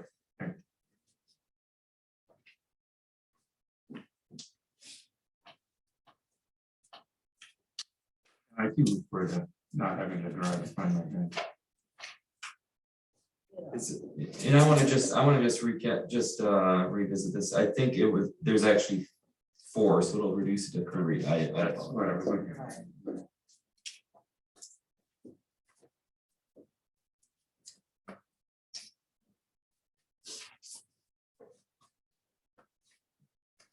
Okay, seeing no other questions or comments. Are you ready to vote? Would you call the roll, please, Mr. Mayor Pro Tem Brown, Yes. Councilmember Somerville, Yes. Mayor Richardson, Yes. Councilmember Simmons, Yes. Mr. Jones Chance. Yes. Councilmember Wilcoxen. Yes. Motion carries with 6 yes, 1 vacancy. Thank you. Thank you, council, and thank you, those that came. Thank you. Thank you. Thank you, Ms. Reynolds. All right, now, Mr. Jones Chance, you get your chance to look at the Mr. Wilcox. All right. I knew I put it on one of you two. Resolution number 2022-144, resolved by the council of the city of Ypsilanti that the following items be approved. Resolution number 2022-145, approving the minutes of June 7th, 2022. Number 2, resolution number 2022-146, approving ordinance 13 and ordinance entitled Planning Unit Development 220 North Park on second reading. Number 3, resolution number 2022-147, approving the administrative services contract for the fire and police pension board, and I should move. Support. Okay. It's been moved and supported. Mr. Halinga. Councilmember Somerville, Mayor Richardson, Yes. Councilmember Simmons, Yes. Mr. Jones Chance. Yes. Councilmember Wilcoxen, Yes. Mayor Pro Tem Brown. Yes. Motion carries with 6 yes and 1 vacancy. Thank you. Now we have resolution 2022-140. Okay, Ms. Simmons, you have that, please. Thank you. Resolution number 2022. Council, prior to reading that, first you have to move to remove it from the table. Oh, sorry. I move to remove resolution number 2022-140 from the table. Thank you. All in favor? Aye. Aye. Okay, it's removed from the table. Would you please read it? Thank you. Resolution number 2022-140 resolved by the council of the city of Ypsilanti. Whereas the city of Ypsilanti passed a community benefits ordinance number 2018 to allow the community to negotiate benefits when an incentive is requested, and whereas an incentive was requested in November 2021 by Lincoln Avenue Capital. And whereas the CBO committee met 5 times over the past 2 months to negotiate community benefits with the developer, and whereas a public hearing was held on May 24th, 2022 on the community benefits agreement, and now therefore be it resolved that the city council of the city of Ypsilanti approve community benefits agreement and emergency services agreement for 845-945 Clark Road with Clark Road Senior Limited Dividend Housing Association Limited Partnership, and direct the mayor and city clerk to sign the agreements. I so move. Support. It's been moved and supported. Discussion, comments. Mr. Wilcox. I tabled this last time, because I thought we had not discussed what the actual costs were, and it hadn't been presented at that time. And I presented a lot of numbers at that meeting, and my colleague to my left questioned that, and wanted to go back and revisit this and look at those numbers. I expected in that time that there would be more conversations among council, but that really hasn't happened. The mayor, that I meet with city staff, and I've spoken with city staff quite a bit, so that may have been a misstatement. But I did talk to city staff again and look at this, and Andrew, I sent you an email late just before there's just 2 slides where I tried to summarize what I was talking about last time and some more data. So I want to start by saying that I too think that the CBO committee did a great job, and that agreement that came out of that has great information in it. I also want to thank Kyle Brasser for his time spent on this project as well, in that conversation and conversations outside of that community. Getting at the cost of the emergency services. There's a lot of talk going on about what the actual cost of this is, and I wanted to know what the cost of services were, and I tried various ways to get estimates for that. Do you have the email? I had the email, there was no attachment. My apologies.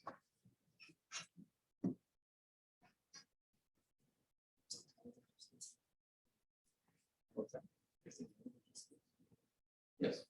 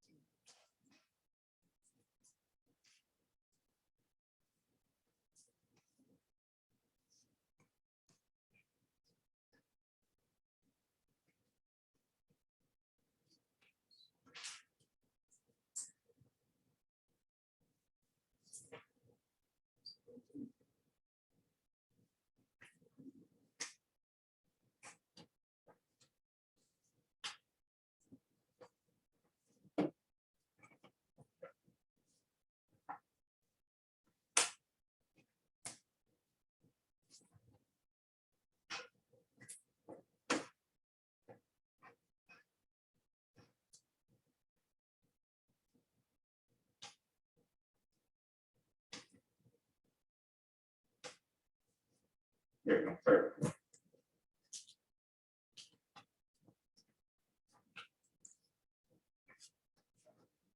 So did you find it? I did. I just sent it, so. Right. Oh. Right.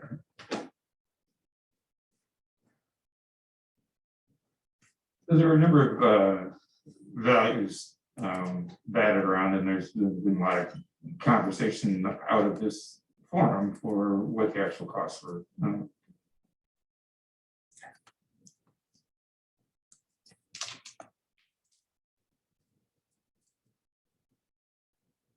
All right, so I talked with Joe, and I did some research on my own to figure out what those costs would be. So starting from the right is what the pilot was at 5%, and there's a pilot for 3%, which is $121,000. My calculations using the public safety expenses from Clear Government, which uses our previous budgets to calculate that, came out to $225,000 for the services. For 570 people in these units. Joe did some calculations based on our millages, including what the city usually collected, and Water Street, and what was the third thing, pension. Sorry. Can you just zoom in on that, like hit the plus, just to get the text? It's on the bottom, right hand corner. You can zoom in on the, and just see if that. Thank you. Yes, thank you. Yeah, thank you. Okay, sorry. No, that's great, because I know the numbers. And so with Joe's those estimates, that comes out to 161,000. So, you know, depending on the accuracy of the numbers, we're looking at service costs of 161,000 to 200 and some thousand. And those are conservative estimates on the occupancy of the unit. So there's a deficit here. If we're looking at 121, it's anywhere from 40,000 to almost 100,000, depending on the accuracy of those two estimates. So that is as close as I can get to any number in terms of what this is going to cost, what the investment by the city is. And so people are asking for us to invest in affordable housing, and I think it's great. I think, you know, that is where we need to be going, is to invest in affordable housing. This is a number that I came up with. So there's that. The other question for me on this is what's the proportionality of this in terms of the benefits that have been negotiated for the CBA as stated? And the next slide kind of gets at some of the other issues that I was considering. And so, you know, when we talked about this with Kyle, you know, we talked about, you know, solar installation. There was the impression that that was not feasible. I later talked with Dave Strensky, who had sent some numbers to Kyle, and I talked with Kyle again after that to see what those numbers look like. And so the top half of this is the solar potential in terms of you know, how many kilowatts could be generated from placing the solar panels, as Dave had suggested. This is the maximum amount. So at 135.3 kilowatts. And then that's roughly equivalent to 27 households for solar power that could be put on the top of this. The next installation costs are based on two different estimates. One is at $2 per watt, which is about $270,000. And then the more expensive rate is $3 per watt. And that takes it up to about $400,000. So to me, you know, I wanted to see this. We talked to Kyle about solar, that didn't go anywhere. We talked about being able to have this be all electric. That didn't seem feasible at the time either. And there was you know, this was proposed with the heat and water being heated by natural gas, and all of the other appliances are electric. And that's, you know, Kyle stated in the last meeting, and this has been, you know, during the discussion in the committee, that this is LEED qualified for green building. And so that's great. And I would expect nothing less from something in this day. The issue came up that this is an old growth forest that is going to be destroyed to put this up. You know, as much as the site plan is trying to preserve the perennial trees, this is old growth. It's not virgin, but this is old growth oak forests, which do a great job of sequestering carbon. Now, this pits two things against each other. We're giving, we all agree that affordable housing is necessary, and we have a master plan and a climate action plan that says we need to pay attention to our carbon footprint. So I went through and tried to figure out what the carbon offset would be if we could install those solar panels or taking down all those trees. In order to do that, you know, this is out of my realm. I tried to do this with various models, and then I sought help from Ecoworks, which is the consulting company that had helped us with the master plan and with the climate action plan. Henrik was very gracious with his time and was able to help me out with this. The other numbers came from Daniel Brown at the Huron River Watershed Council, helped me do the calculations in terms of sequestration and gave me references for that. So what we have is the solar offsets here. Based on the CO2 emissions from that DTE gives us, Henrik calculated based on that 135.3 number for the watts, how much CO2, SO2, and NOx that we could offset with the proposed maximum solar array that Dave Strensky had proposed. And so that comes up to 173 metric tons per year that could be offset by the solar arrays. And then the other numbers are for the other two contaminants that are addressed. There's a 6% grid loss when you transfer energy away from the source. And since this is a source, we see it's 6% saving. So that gives us 183 tons per year to offset if we could maximize the solar installations on those buildings. If you look at the sequestration, this is a little hard to get at. The models are very detailed and are based on tree surveys in terms of species and age and biomass and things like that. And that is difficult to do without the survey itself. But there are numbers that are generated for different types of forest in this climate. And so there's two numbers. There's 63, which is in metric tons per acre, which is a low average for mixed canopies. For riparian forests, which this certainly qualifies for, that number goes up to 75. And so when you look at that and try to figure out what when you multiply that by the number of acres, you come out with 977 metric tons per year that the existing canopy sequesters. And if you use a higher number, then it comes out to 1,100 and something. So based on that, looking at the offset that we could possibly get from the maximization of the solar panels, it only comes out to 19 or 16%, depending on which number you use. To me, this was shocking. I kind of understood that it wouldn't be much, but I was hoping for this. And this gives me pause. This really gives me pause in terms of these are old trees, and we speak that we are environmentally conscious and aware of this, and we have passed resolutions to become carbon neutral, and we've passed resolutions to support affordable housing. And to me, this is a horrible decision for me again. And I have lost a lot of sleep on this and tried to figure out what the resolution is for this, and I don't have an answer. I want to support both things. This seems like a horrible trade-off to me. And you know, I've talked with Kyle today a couple times, and after I finalize these numbers, talk to him again, and it's not clear to me how I can resolve this to wrap my head around doing this to a forest. And yet at the same time, I feel obligated to provide housing to people. And so this is a conundrum that I'm still struggling with. So that's what I have. I appreciate, any comments. Thank you. Mr. Jones Chance. Yeah, I appreciate it. All the work that you put into this. I'm glad to see that the ESA dollar amounts weren't too far off. I think they were about right, actually.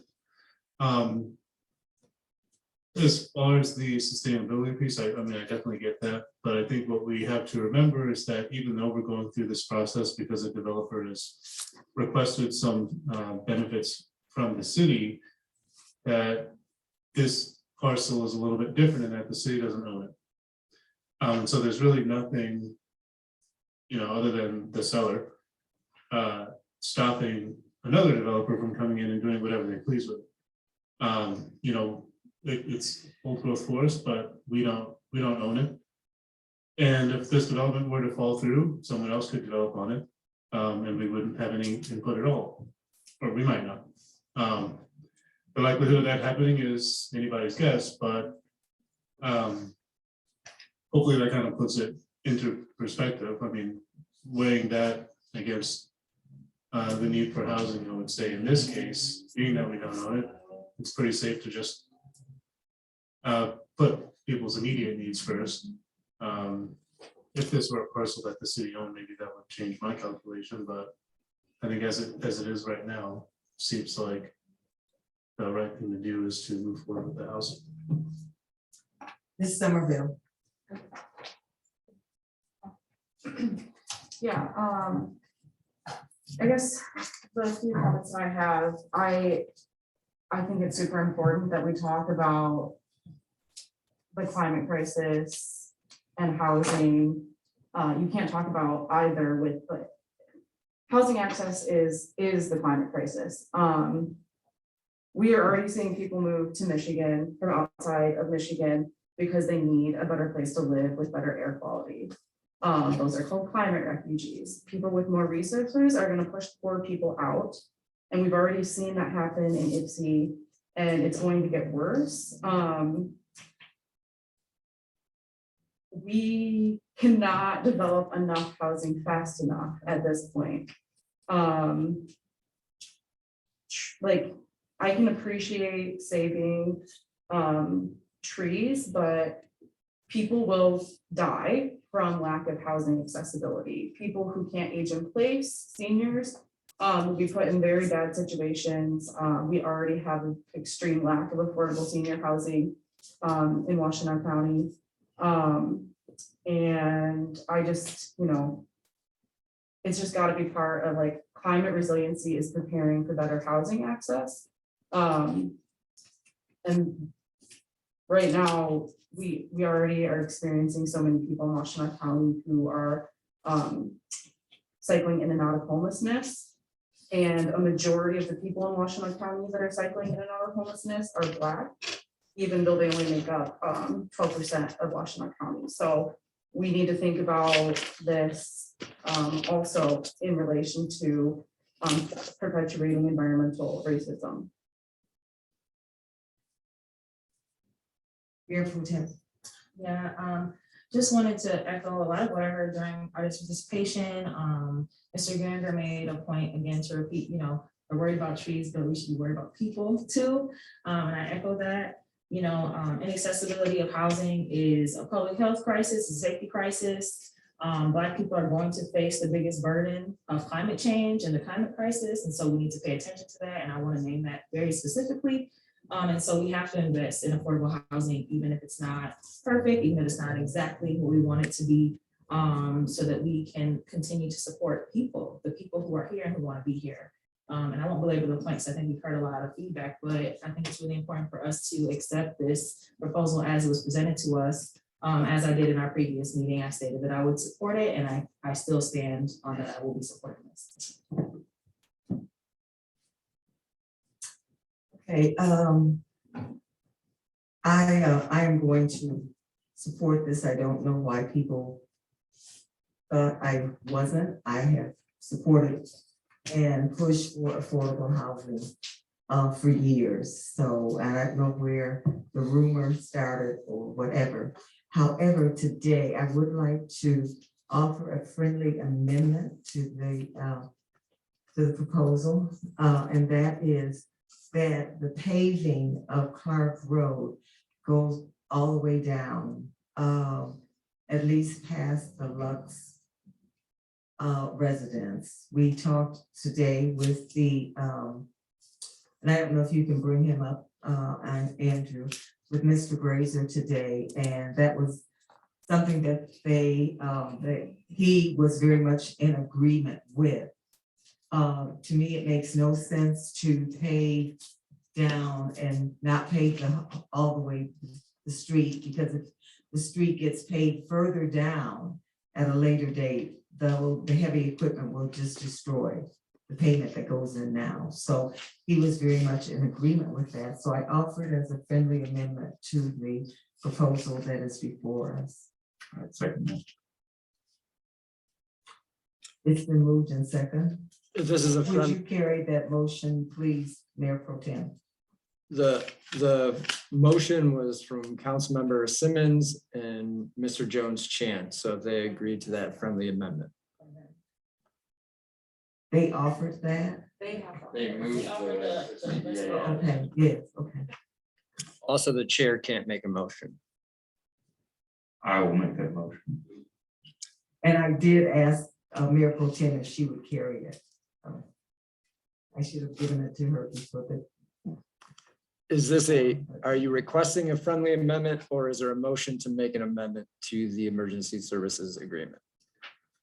There's a motion. I make a motion to amend this emergency services agreement to include paving of Clark Road to the end of the current road before it diverges into a driveway. As part of the CBA. As clarifying, this is the CBA, not the ESA. The ESA, sorry. So I think it would be more appropriate under the community benefits agreement and not under the emergency services agreement. It should be under the CBO. As part, so. As part of the CBA, that makes sense. So yeah, going back to the original request when it came to council was looking at the CBA and approving it in part with the amendment, or approving it with the added amendment that council wants to impose on the agreement between the city and the developer, that the developer pave the road per, as it was outlined. Correct. Thank you.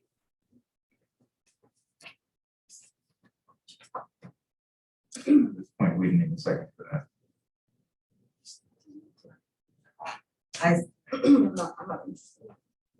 I'm just confused about, am I chairing the meeting right now, or are you chairing the meeting?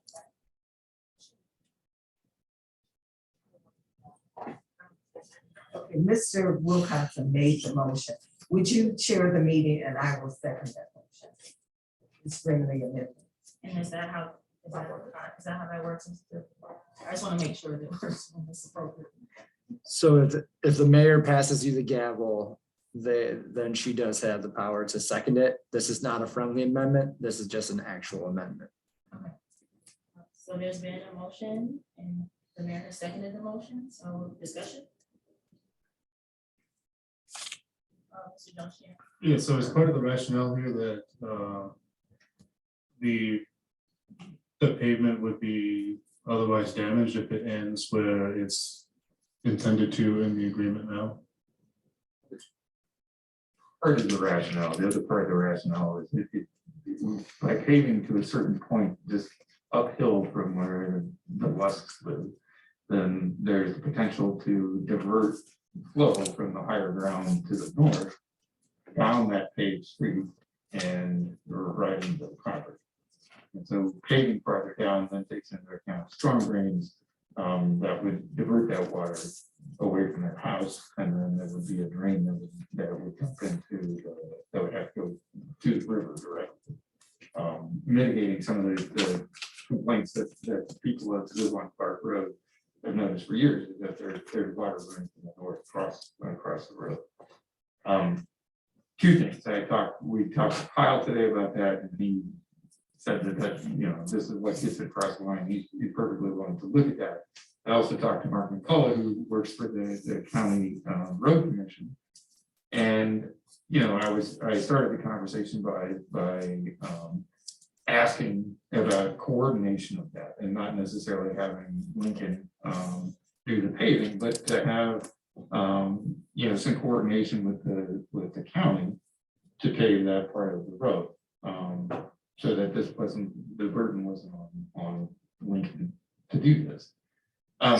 He very quickly backed off and said that our best option was to ask the developer to do it. And I was like, well, that's so I asked him about how this would normally proceed if there was no development there and people on that road wanted to pave that road, how would that proceed? And it's by special assessment due to people with a petition to have it done. And not really interested in engaging in that conversation for collaboration and a coordination of that effort. You have further questions, Mr. John Chan? I don't think so. Councilmember Simmons? So I kind of got a couple of things. I mean, I understand we had talked about this before about leaving a, not having like gaps, so, unpaved road, and there's concerns. Of course, I do care about runoff and things like that. I think I'm slightly troubled by how we're talking about it. Are we doing this for the Lusks, or is it up to a certain property point? So I guess I would prefer that we maybe, talk about this a little differently, that we're asking them to pave the road up to a certain address or something versus referring to specific people's property, because it might sound nitpicky, but to me, it sounds like, are we just doing the Lusks a favor? Or to the end of the road in general. Right? It's to the end of the road. Which is fine, so I'm gonna make sure that we talk about that, and that's Right. what our resolution says, because then it makes I'm not opposed to it. I understand it as a concept. I wish they would have been more collaborative, road commission, but you know, so anyway, so that's one of my big things is I want us to be really mindful about how we're talking about this. And I guess I identified the bus because they're the last house Yeah, on I can that appreciate that. building on that road, so that, you know, outlined it. The rest of it, it ends up in a driveway. That's like, that's empty. Councilmember Somerville. Oh, yeah, I have a question for staff. Did planning commission talk about this at all?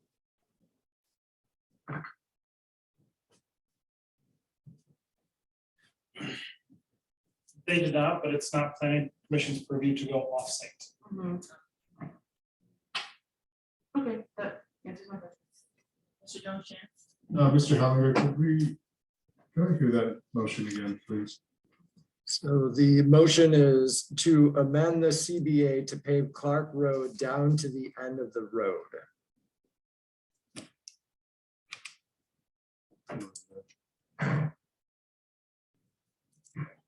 Discussion, questions?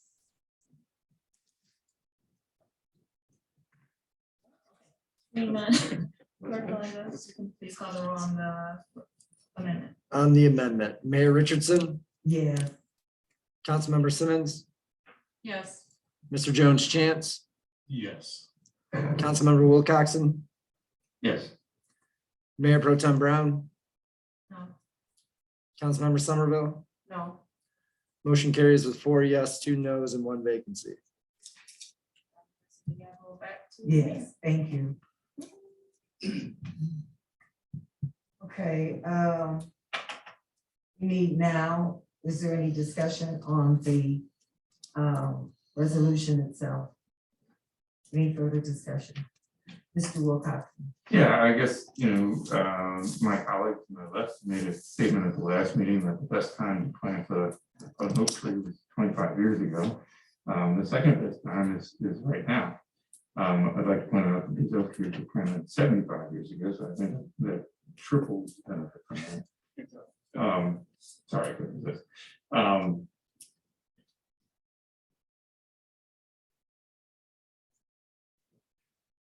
I get the comments about affordable housing, and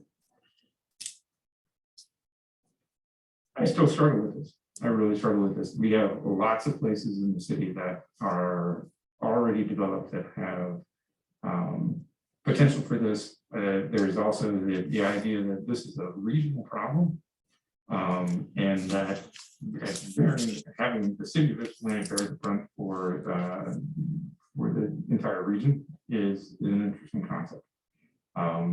There was a comment made about, how this, I think it was one of the people online saying that, we should do this so that it doesn't disturb land farther out away from the city. It's like, well, as far as I'm concerned, this piece of wooded property is way more important than some of the wooded property farther out. This is right on the river, and this serves a number of purposes besides just the carbon capture in the canopy. There's carbon capture in the soil. There's drainage. There is purification of the water that drains off from the north through this property before it gets to the river. And when I think about storm drains coming from a street, a paved street that goes directly into the river, that troubles me as well. And I think there's ramifications for this, and where do we call it? When I think about this, I look at the apartments that are there, and I think that was a bad decision a long time ago. And I look at this as exacerbating that.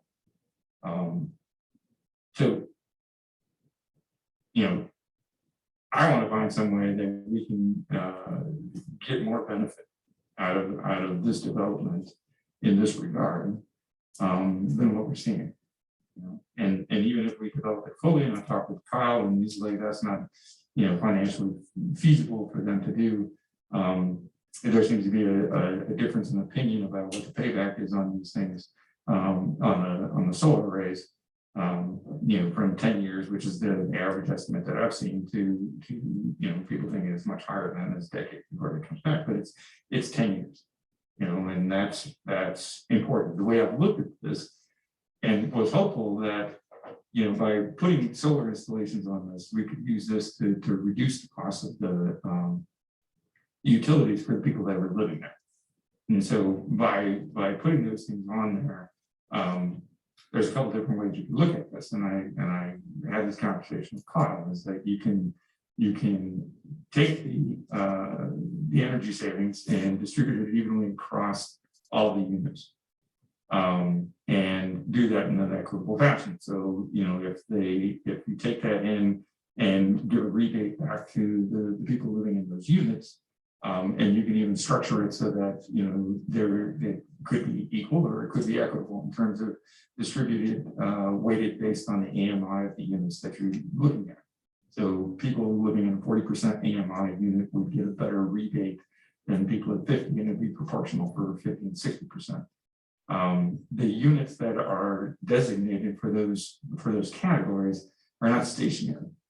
So those will float depending on the demand and the availability of units and the applications that come in.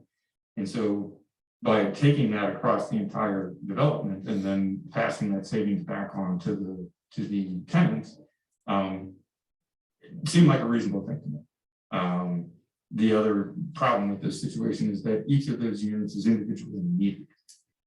So having that be an equitable distribution based on the overall savings is one way to do it. The other way to do it is to link that the solar arrays to specific units and make that be a condition of those units in particular and how they're distributed. But the thought here was to get solar on there to reduce the cost. We're reducing the cost of rent, but we're not doing anything about the cost of utilities that go into this. And with the LEED green development, that's great. But I was just thinking this was an extra effort that we could do to bring down the costs. There's no way that we're going to get back to the level of carbon that this forest present, but then giving savings to the people who live there is a reasonable thing to do.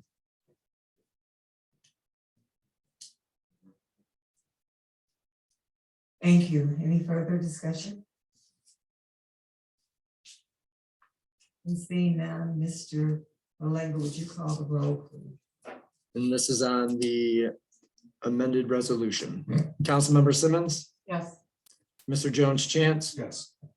Councilmember Wilcoxen, This is the resolution for the ESA or for the C. this is for resolution 2022-140, approving the community benefits agreement with Lincoln Avenue Capital for the development of 845 and 945 Clark. And the ESA. And where are we? We are voting on it, so it's. No. I'm sorry? My vote is no. No, okay. Mayor Pro Tem Brown, Yes. Councilmember Somerville, Yes. Mayor Richardson. Yes. Motion carries with 5 yes, 1 no, 1 vacancy. Thank you. Resolution 2022-148.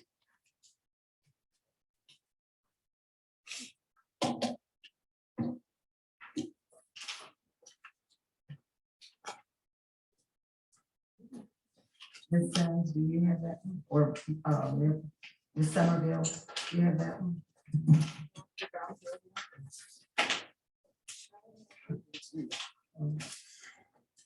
Mr.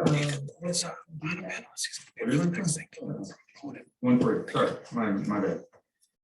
Resolution number 2022-148, resolved by the council of the city of Ypsilanti, where the city of Ypsilanti passed a community benefits ordinance in 2018 to allow the community to negotiate benefits when an incentive is requested, and whereas an incentive was requested in January 2022 by Renovare Ypsilanti Homes LLC, and whereas the CBO committee met 5 times over the past 2 months to negotiate community benefits with the developer, and whereas a public hearing was held on June 7th, 2022 on the community benefits agreement, and now therefore be it resolved that the city council of the city of Ypsilanti approved community benefits agreement for 220 North Park Street and direct mayor and city clerk to sign the agreement. Tonight, so move support. It's been moved and supported. Questions or discussion?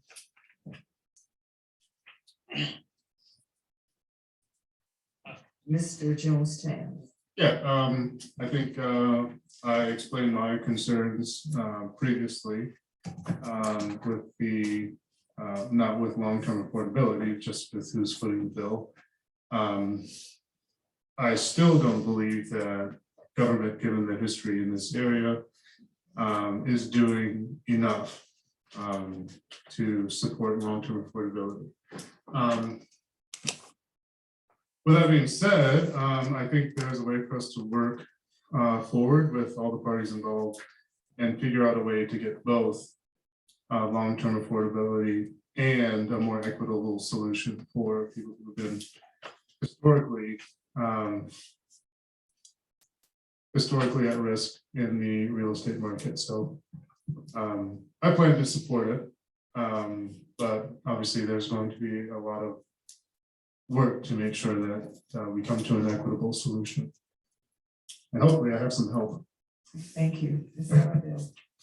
Yeah, I just wanna, sorry. I guess, obviously, I'm supporting this. I was part of the CBA agreement ad hoc committee, and I worked with a great group of people, and we talked a lot about long-term affordability. That was our focus point. I'm really happy with the agreement. Of course, things could always be better, but I'm happy with where we got. And I appreciate the CBO process, the years of work leading up to us having that. I recently got to explain to somebody in Superior Township what our CBO does and how they can do it in their community. And it's really nice to be able to have the experience of sitting through that process to encourage other people to do it. I think that's one of the, other than the fact that we're actually investing in long-term sustainable affordable housing, and it's, I mean, with both of these, it's also really great to see participatory government work and see people actually feel like city council is listening to the community. So I'm just really grateful to be where we are tonight.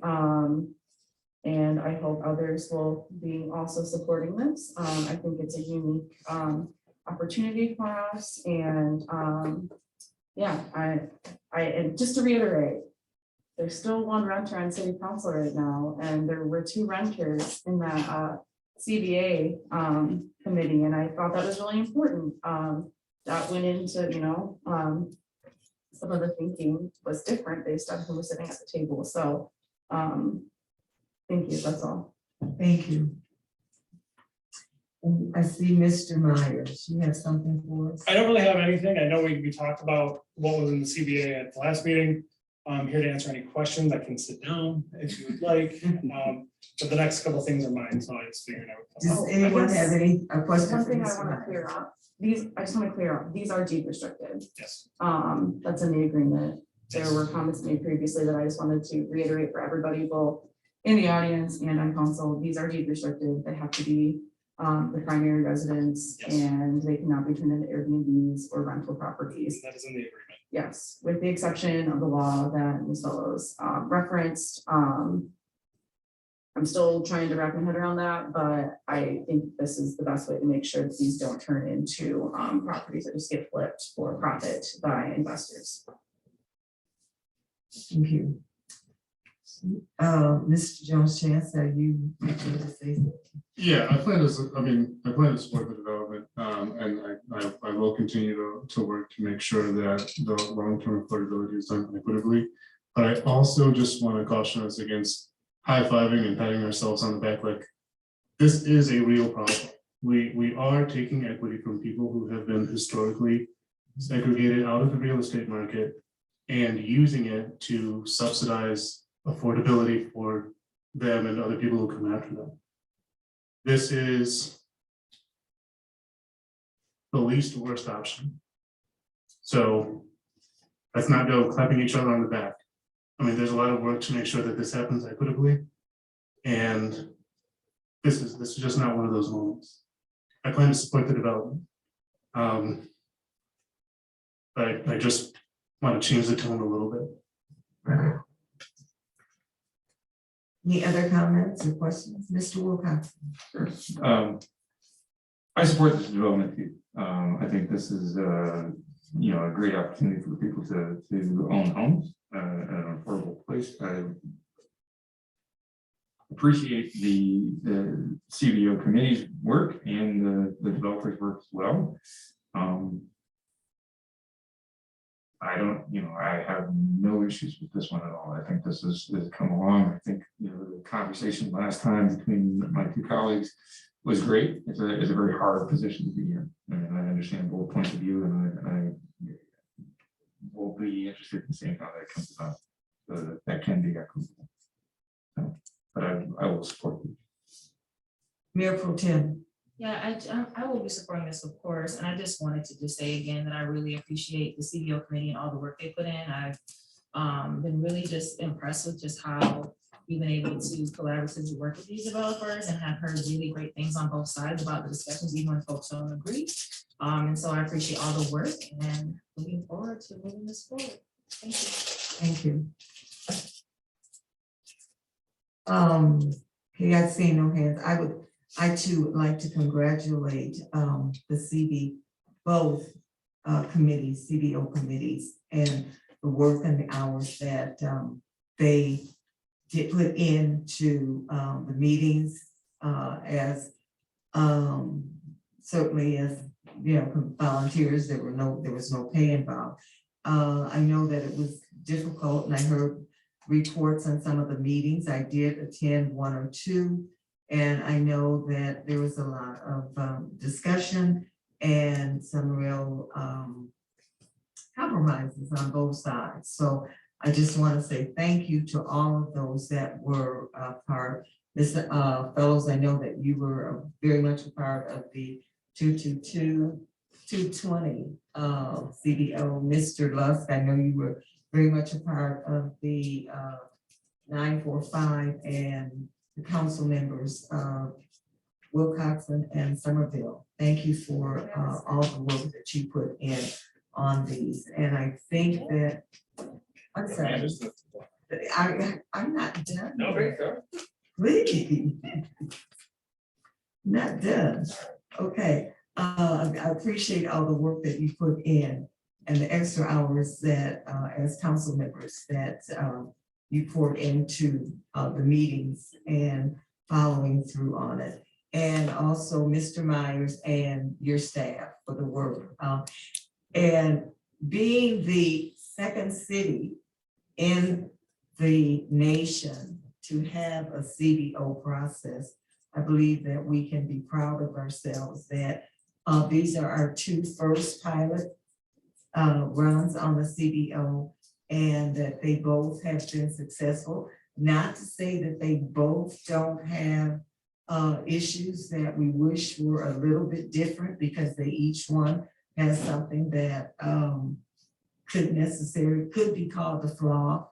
But I think that they were successful as a whole, and the flaws that are there, I hope that we can work to try to learn from those, and when we have the next CBO round of CBOs. But again, thanks to all those the residents that were involved, the council people, and our staff. Thank you very much for bringing forth two successful community benefit agreements to council. Thank you. Okay, seeing no more discussion. Mr. Lane, would you please call the roll? Councilmember Simmons, Yes. Mr. Jones Chance, Yes. Councilmember Wilcoxen, Yes. Mayor Pro Tem Brown, Yes. Councilmember Somerville, Yes. Mayor Richardson. Yes, Motion carries with 6 yes, 1 vacancy. thank you. Thank you, Mr. Myers.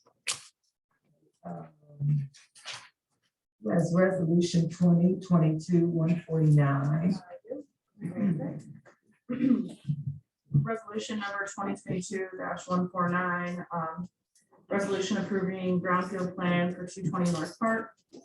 Whereas Washtenaw County established the Washtenaw County Brownfield Development Authority in accordance with the Brownfield Redevelopment Financing Act, being Act 381 of the Public Acts of the State of Michigan in 1996, and is as amended, the act to encourage redevelopment of contaminated, functionally obsolete, or blighted properties by providing economic incentives, and I so move.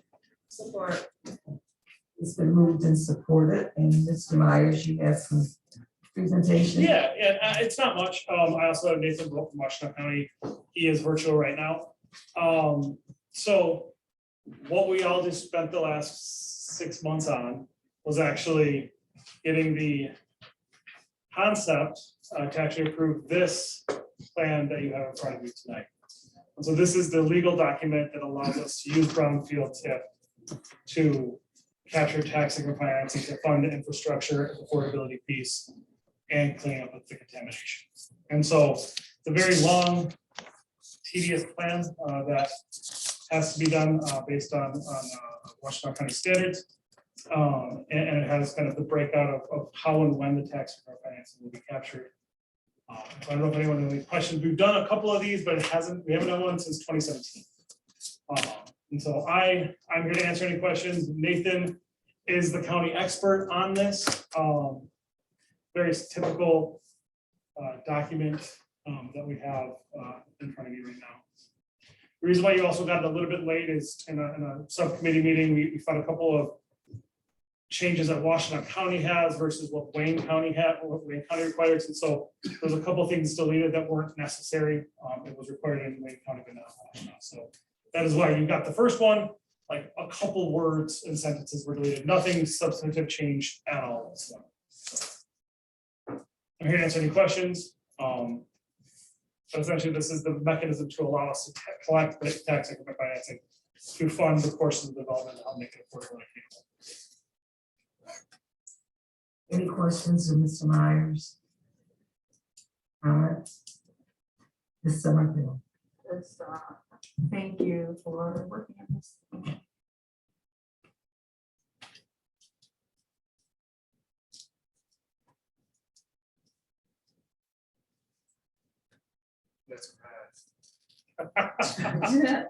Nathan, did you have anything you want to add or say to us?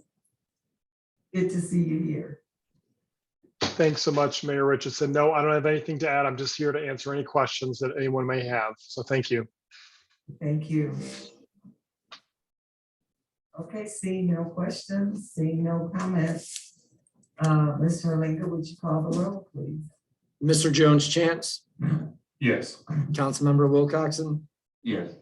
Mayor Pro Tem Brown, Yes. Councilmember Somerville, Yes. Mayor Richardson, Yes. Councilmember Simmons. Yes. Motion carries with 6 yes, 1 vacancy. Okay, thank you.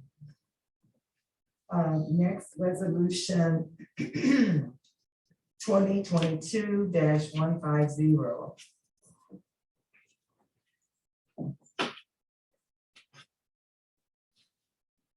One paragraph. Either Ms. Yeah. Yes. Sorry. I have the first part. I have the next one. Okay, sorry, I thought you said okay. No. Resolution number 2022-150. That the attached fee schedule is adopted pursuant to the city of Ypsilanti City Code, and the following fees relating to various sections of the city code and activities of the city are hereby established, and various city departments are authorized to charge and collect such fees effective immediately. So moved. Support. It's been moved and supported. Any discussion, questions? I can give a couple of quick things. So if you can see, we've really done a lot to help make the fee schedule easier to read, thanks to the city manager. She understood that the former fee schedule was not very easy to read. And so I wanted to share with you what the new form will look like. I think it makes it much easier. And if you go down a little bit, the spreadsheet that we've been using is really hard to kind of read. And so we have had to adjust some fees, some building permit fees, because the fees have gone up. But I don't think there was any substantive change to parking, correct, Bonnie? Correct. So a lot of the fees were just the fees that we have to charge per inspection. And so I don't know if anyone has any questions. Like I said, there wasn't any substantive change that I was made aware of. The past few years, we've done a lot of tweaking. This year, we just tried to move it up based on the costs.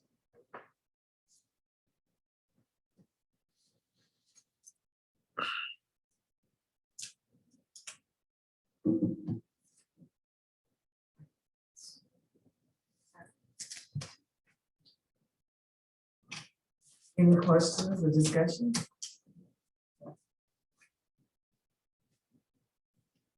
Okay, seeing none. Would you call the roll, please, Mr. Halinga? Actually, I have a question. Okay, I made a note in my.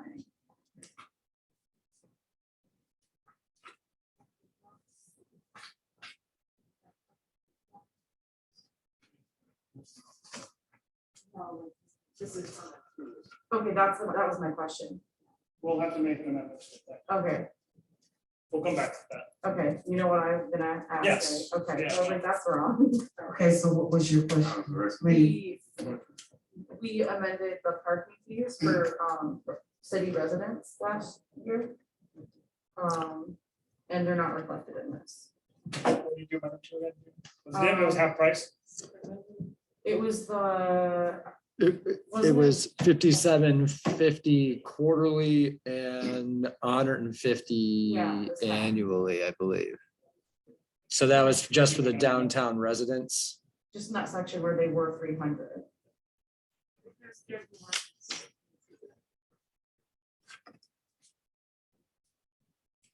All right. Sorry for Well, flagging that.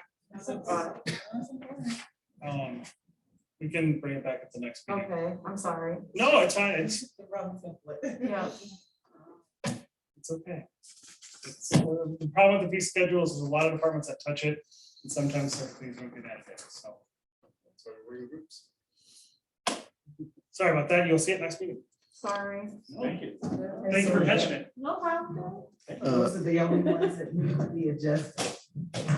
As far as I can tell, that was what I thought. We'll make sure. We're gonna go through and do a Okay, comprehensive. thank you. Okay, Council, you'll need to move to table this item.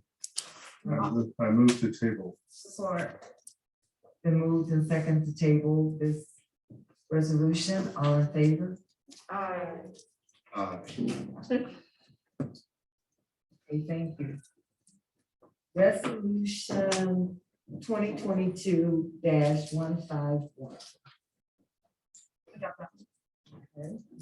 All right, resolution number 2022-151, resolution to approve a second two-year extension of the city towing services contract with Wall Street Towing Incorporated. Meaning says budget / medium towing.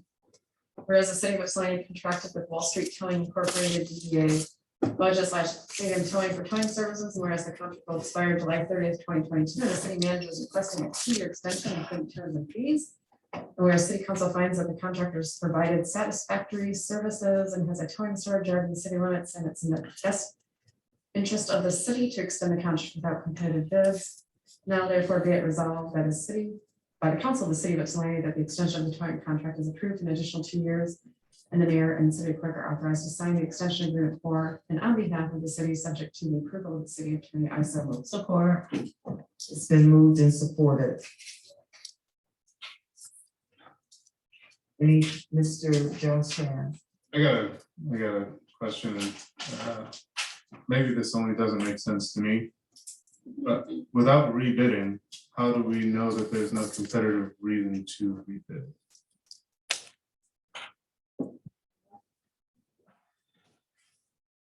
So, great question, and let me provide a little bit of background on towing in the city of Ypsilanti. This contract, it is a contract between the city and a vendor. The city does not pay any of these fees. So that is one way. However, the city has been sort of a steward of making sure that the fees are reasonable. Going back prior to 2005, the city had several different towing vendors, local vendors, and I think the theory at that time was, well, in fairness, they should all have a chance. So the police department rotated monthly between different vendors.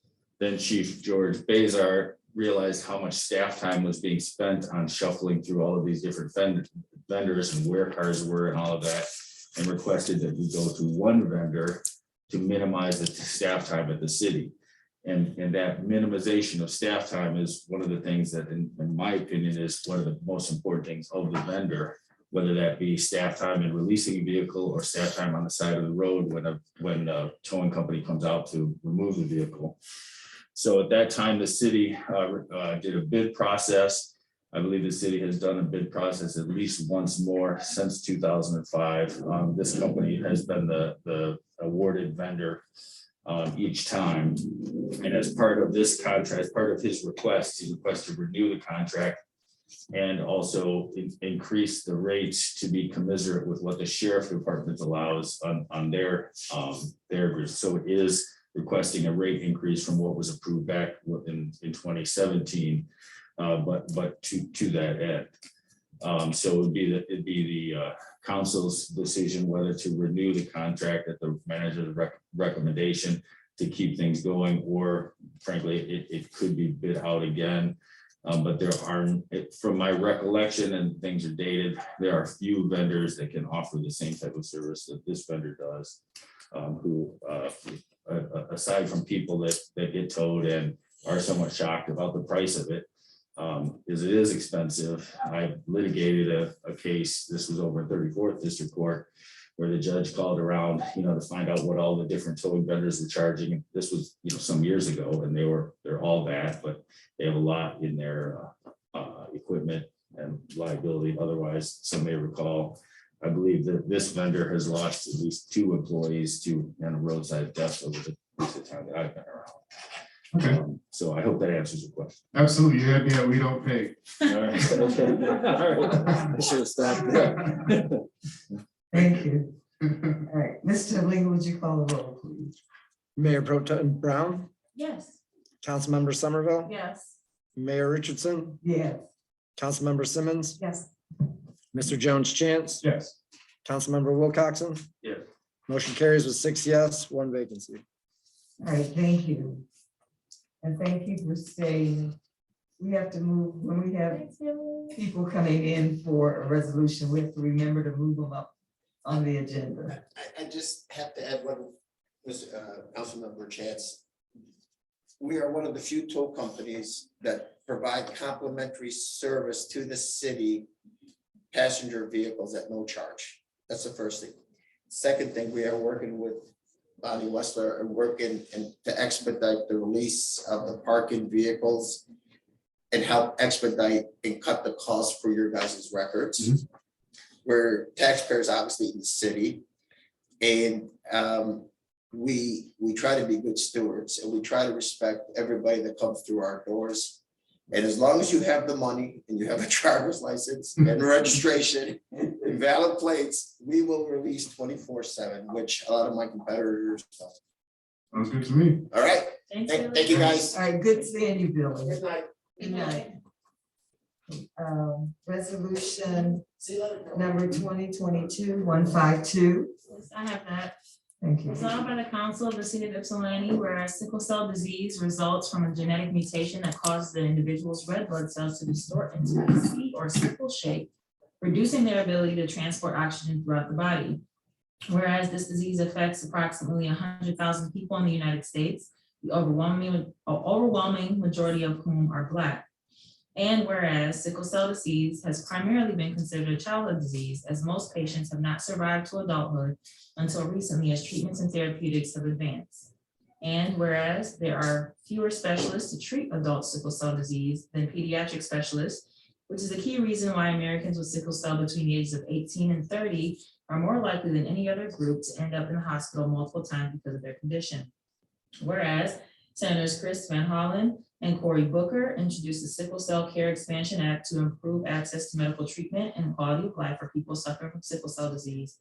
And whereas this bill will enable the National Health Service Corps to provide scholarships and loan repayment assistance for those studying benign hematology, making specializing in this field an easier financial decision and attracting more providers to the sickle cell disease workforce. Now therefore be it resolved that the City Council of the City of Ypsilanti support the passage of the Sickle Cell Care Expansion Act so that thousands of Americans with this disease can be provided the care they need to live long and fulfilling lives. Be it further resolved that the City Council of the City of Ypsilanti direct the city clerk to provide this City of Ypsilanti's federal leadership to encourage their support in the passage of this act. And I so move. Support. It's been moved and supported. Any questions, discussion? I'd just like to say that I learned about this because of a friend's son's death. He was an aide for a senator there in Congress. And they initiated several accolades and awards to him posthumously because of just the person that he was.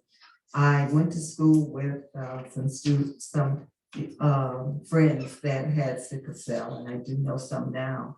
And sickle cell is such a disease, that horrible disease. It causes much pain, and I do hope that they're able to actually find some better treatment. And I don't know that they could actually find a cure. That would really be nice, but hopefully that they will find some better treatment. And I want to thank council for supporting this resolution. Thank you. Okay, and that takes us. Yes. I just wanted to just publicly say that I really do support this resolution.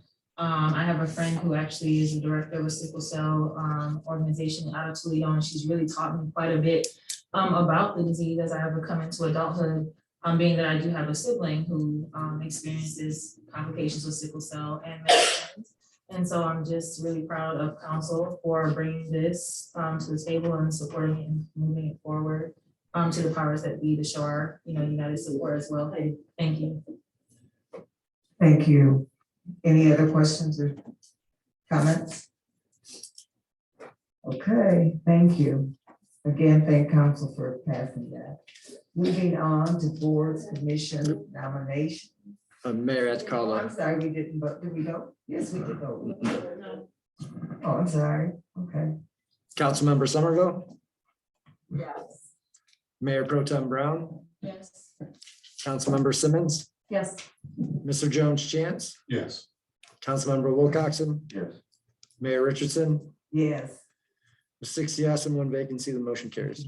I'm looking at the clock and looking at the agenda, and I think I just got excited that maybe we might get out of here before midnight tonight. That's why. Or you say, what is midnight? Let's be fun. Okay. We had boards and commission nominations, and these are all applications, so hope everyone has looked at those and get them through.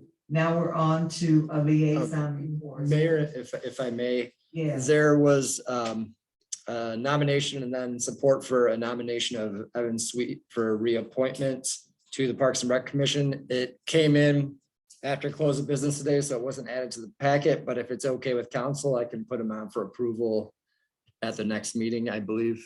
Would you please? Yeah, okay, so I'll Evan Sweet will appear on the next meeting for approval. Okay, thank you. Okay, Can I say, yes, I've been talking to a lot of people about participation in commissions, and it always seems like it's a three meeting process. And I'm trying to figure out how we how to make that short. I mean, I could do the nominations now, if there are people. But I'm planning on doing one later, so. you're saying you want to make nominations now? Yeah, I mean, it just seems like a long thing, and I've done this on the fly under my own, proposed business too, but it just seems like 3 meetings in a month and a half just to get somebody from people knowing around to, it just seems like a long time. Any other discussion on that? Do they have an application or has to be reappointed? Oh, yeah. Yeah. Is your proposal then that they just appear in 2 consecutive meetings instead of? resolution for appointment is passed during the organizational meeting, and it has nomination at one meeting, immediately following at the next meeting for approval. Council can choose not to follow that rule and make nominations and vote for approval if it so chooses. It's not a 3 meeting process. No. Okay, it's like, it's kind of confusing me because I've seen people's names on there multiple times before I even get a chance to vote on it, so. My bad, sorry.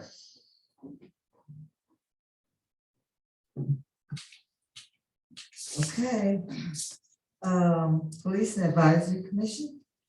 Yes, Miss Mayor Pro Tem. So being that Mr. Morgan is no longer on council, we don't have a liaison, and so I was hoping to volunteer myself to be the liaison to. Okay, we had a request from the commission itself. And I did forward that request to council member Simmons. The commission's requested that she be the liaison. And I don't know if you responded, but I looked and I didn't see it, so. Did you respond? Oh, no, I didn't, I hadn't responded yet. I had been asked about the bicentennial committee and that. We already have bicentennial committee. Yeah, I guess so. 3 others. Right, conflicts with Thanksgiving, so. You say you're what now? Jennifer's on 4 other committees. You're on 3 other commissions? Well, I'm on Watts, well, I don't know, we're counting, I mean. She's on Watts bicentennial and historic. Yeah, I mean, I'm on HDC, which is, I mean. I think that's a great idea. For Mayor Pro Tem to take that. You have bicentennial as soon as I can. Would you like to exchange one of those for? I'm just asking because Oh, you yeah. were, it was specific, no, I you were understand. specifically requested, so. Right, that's not how this works. Oh, no, I just want to be cooperative, so I can be participatory when needed, I just want to. We're talking to Mike, please. I'm trying to be cooperative, and so whatever's, in the best interest, I do have some time constraints, because I had made a commitment to the Bicentennial Commission, which unfortunately meets at the same times as this commission. I think there's an interest in my background as a former police officer and being able to kind of relate to certain things, which I'm happy to participate as needed. So I don't know that I have to be a regular part. And so I think Mayor Pro Tem could take that on if she's willing. And I'm happy to work with you or whatever seems to make sense, from a perspective or whatever that is. So does that sound? The will of the body and the mayor, and I will do whatever I am to do. Okay. I will relate that back to the commission, and if Mayor Pro Tem has already volunteered, we will appoint her to as the liaison, the interim liaison to Can I ask the a quick Police Advisory Commission. Can I ask a quick question? Yes.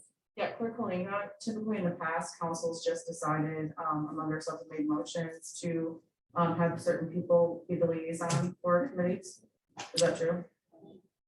That's correct. I mean, this is council's decision. Yeah. Okay, thank you. The appointments of liaison, it was determined that would follow the organizational meeting, so it would be until November, whatever that Monday is. Sure, but it's always been council deciding. Correct. Great. Okay, well, through my experience on council, it's always been the mayor that has made those determinations. The number of years that I have been here and mayors that I've sat under, that's how it's proceeded. But we can always change it. Ms. Somerville, you have your hand up. Yeah, I'd like to move that Mayor Pro Tem Brown becomes the liaison for the Police Advisory Commission until November. Okay, I don't think we have to vote on it. I just already appointed her. after that, after she volunteered and the Your Simmons comment was refused that you it. were gonna ask the committee, which isn't the process that we followed in the past. That was literally what you just said. You said you would go back to the committee. Oh, no, I just said that I would inform the committee. That was all, not to ask them what they wanted to do. No, I was going, said I would inform them. Okay. Thank you. Yeah. Okay, the Human Relations Commission. That meeting is, sorry, that meeting is tomorrow, and unfortunately, I will not be able to attend. Okay, thank you. Art Commission, I've not gotten an invitation. So I'll follow up next week. all right, thank you. Parks and Recreation Commission, Parks and Rec met yesterday.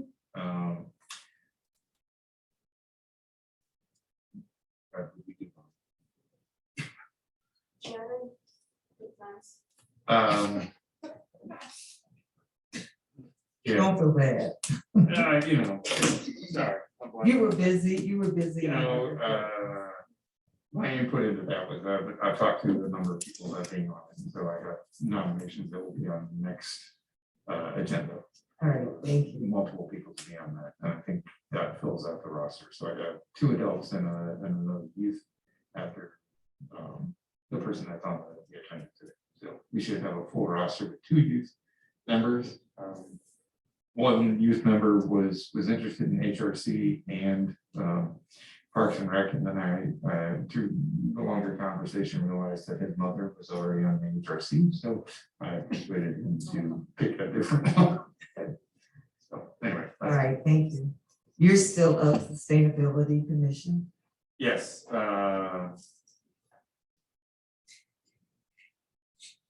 had that. I'm blanking. I'm sorry. I'll say. Okay, I'll come back to you. Historic District Commission.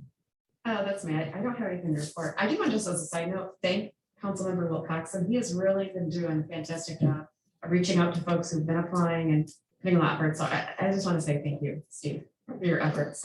Yeah. Thank you. Thank you, Councilmember Wilcox. Appreciate it.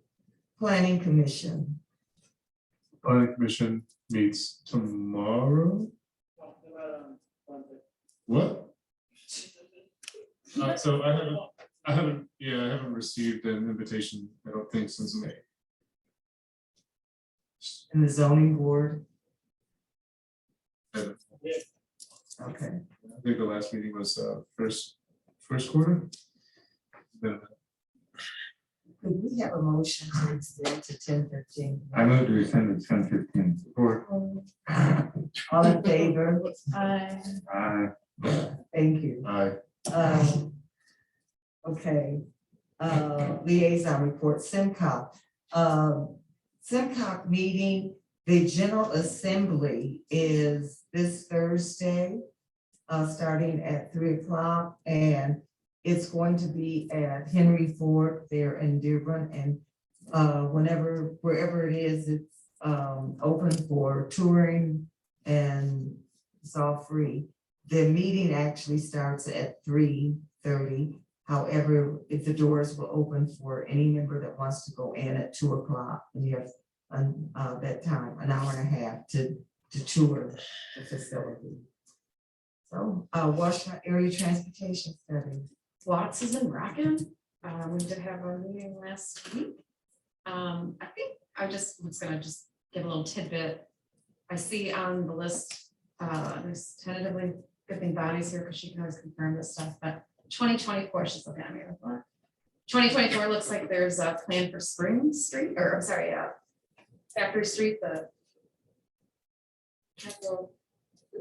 bridge, yeah, yes, yeah, that's why it's good thing Bonnie's here, so she can clarify. Factory and Yeah. So I was excited to see us on the list of projects. So that was when I happened to see pop up and I hadn't noticed before, so great. But other than that, dramatic from Watts, so. Okay, thank you. Urban County, Mr. Myers.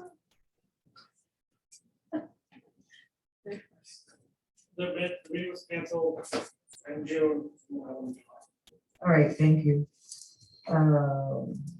It's the Lansing Downtown Development Authority. I was not at the last meeting, I believe you were.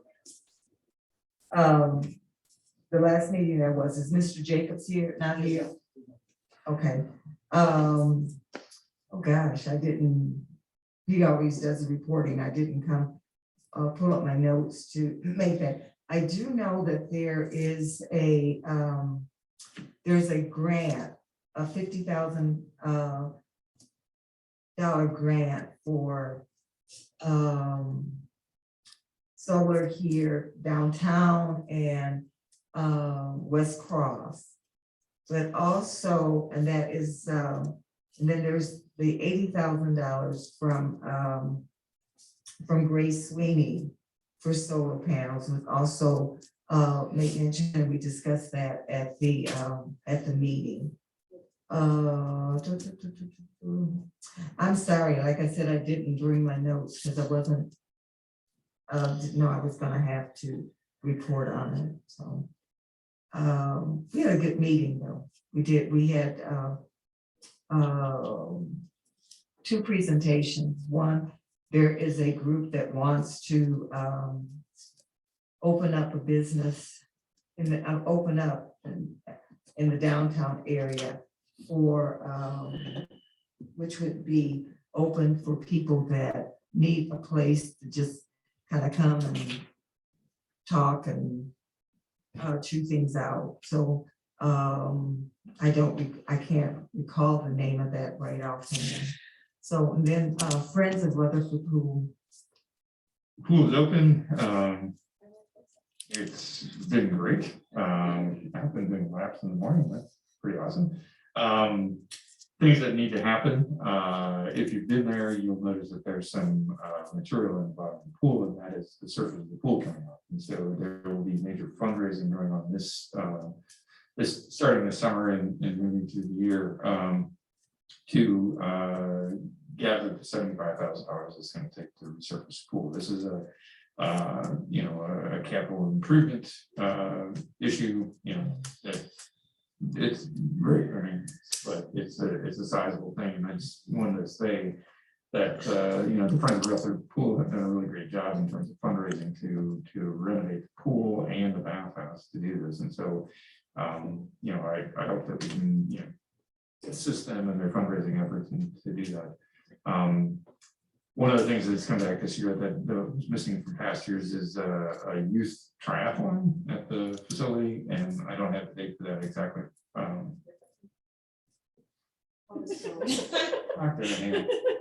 But it's organized by a family that lives right next to the pool, and it's always a great, it's a great event.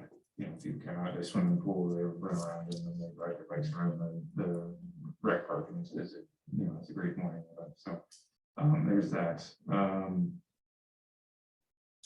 The renovations that they were doing to the pool deck are pretty much done. They're still working with Ron about getting rid of the tracks through the yard and things like that. So that's there. One of the things that they've been contemplating is a ping pong table, an outdoor ping pong table to honor John Weiss, who was the first president of Friends of Rutherford Pool and really was the spearhead for raising a lot of the money for the initial renovations and things like that. And then apparently he's a ping pong fanatic, and so they've been pricing those out, and that should be delivered at some point. And they've narrowed it down to a couple of things. That'll be fun. Okay, thank you. Okay. Council proposed business. I'll start with you, Council Member Simmons. So I do want to remind everyone about evaluations, please. I have not received the ones you sent, Mayor. I'm not sure. I've checked my emails. I think you had said you'd sent them in for the city manager and city clerk. You'd send an email to you saying that you thought you had sent them in. Okay, I'm not really knowing what you're speaking of. So we decided about 2 months ago, I think it was, there was time once again. Use your microphone, please. Okay. So we are supposed to be in the process of completing evaluations for the city clerk and city manager. right. So still, I've only received Clerk Colinda's review, so I haven't received anything from anybody else. So if you please could get those done, because we wanted to try to get that done in July. City Clerk, you had set which dates for, you said the 2 meetings in July, right, we were hoping for. Yes, so that'll be the 12th and the 26th. Or, yeah, each, review. So, we were using the process we had used last time, where if you send me the stuff, I kind of put it all together and then send it out to everyone, and then the clerk and manager can decide if they want it to be like public or not, and then go from there. So we're hoping to have those done in July, but I do need a little bit of time to kind of put it all together in one document, so it'd be great, in the next week. So, well, I guess by the end of this month, please. June 30th, that should probably give me enough time then to get them back. And, for decisions to be made about how you wanted to do the evaluation, so. Okay, thank you. Council, if we can get those in to Yeah. Councilmember Simmons. And I know Clerk Longa had resent those out. I guess, does anyone need those? Are you good? Okay. And then I wanted to thank Mr. Myers he's been really helpful to me. You're just answering questions I've had lately and being very available. And so anyway, thank you, Joe. I wanted to say I really appreciate all you do. And just quickly, there's been some conversations with, stuff with the flooding, kind of how do we prevent things. We've had some concerns brought up by people in Ward 2 about, sinkholes. We've had a couple sinkholes identified. So I guess I'm wondering, is there any update on kind of what's going on with those? I know that I think we're waiting for one of the companies to come out, and I guess it's probably still where the status is. Longer term, I do wonder about this is high on my list of things to kind of address, kind of our climate resiliency. I was talking with Councilmember Wilcoxon, and he said, hey, this could be something great for the Sustainability Commission, perhaps to kind of take on as a project and look at. And I do see a lot of positive efforts, I think, that people are trying to make or whatnot. And so I'm just putting it out there. This is really high on my list as a critical, it's a real priority. Not just in my ward, but in other areas too that were impacted. And these are things I don't think are going to get better. So, how do we kind of consolidate efforts so that we're, being efficient with it? I know there's different players involved and stuff. YCUA and the county and whatnot. And so just kind of mentioning, this is very much on my radar. Not sure, how we go about bringing this all together. But, again, maybe there's something Sustainability Commission could participate in. So just throwing it out there right now. Happy to talk more about it, going forward, and very much want to be kind of in the loop on efforts or how I can be helpful with any parts of that, and long-term. So there you go. I think that's it. Thank you. Hey, thank you, Mayor Pro Tem. Yeah, just briefly, first I would just want to again say I'm very grateful to staff for all the work you all do and all the questions you answered. And also that just recapping the weekend, the Juneteenth weekend was really fabulous in the city. Special thanks again to Trisha and Survivor Speaks and every partner that collaborated to make the weekend happen. City Manager McMullen and her husband for Sunday.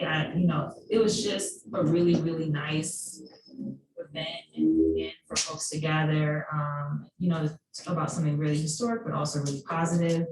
As well as yesterday attending the unveiling of the monument at Highland Cemetery was really, really nice. And I think that, the highlights of Ypsilanti and bringing folks into the community have been really positive. And I just look forward to us doing bigger and better things to bring people out, to spend, to fellowship positively within our community. So it was a great weekend. Thank you. Ms. Somerville. Yeah, I'm gonna keep my comments brief. I would just like to make a motion to reappoint, to nominate and reappoint Patton Doyle to the BDA. Support. It's been moved and supported to reappoint Patton Doyle to the DDA. Yes. Did he send in his application? Okay, thank you. Any discussion? It's been moved and second. Would you call the roll, Mr. Halinga, please? It's gonna be an all-in-one. Yeah, I hear Patton, obviously I don't attend the DBA meetings, but I've heard nothing but great things, from both staff, community members and business owners about Patton, so that's why I wanted to offer, He's done an excellent job. How about Tony? Yeah, it's he's. great. And serving as president, he's done a very good job. Upright kind of dude. I didn't see his application. I know. It came through.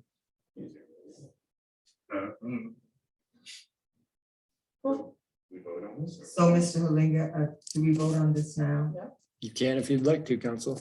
The resolution there. So Mayor Richardson, Yes.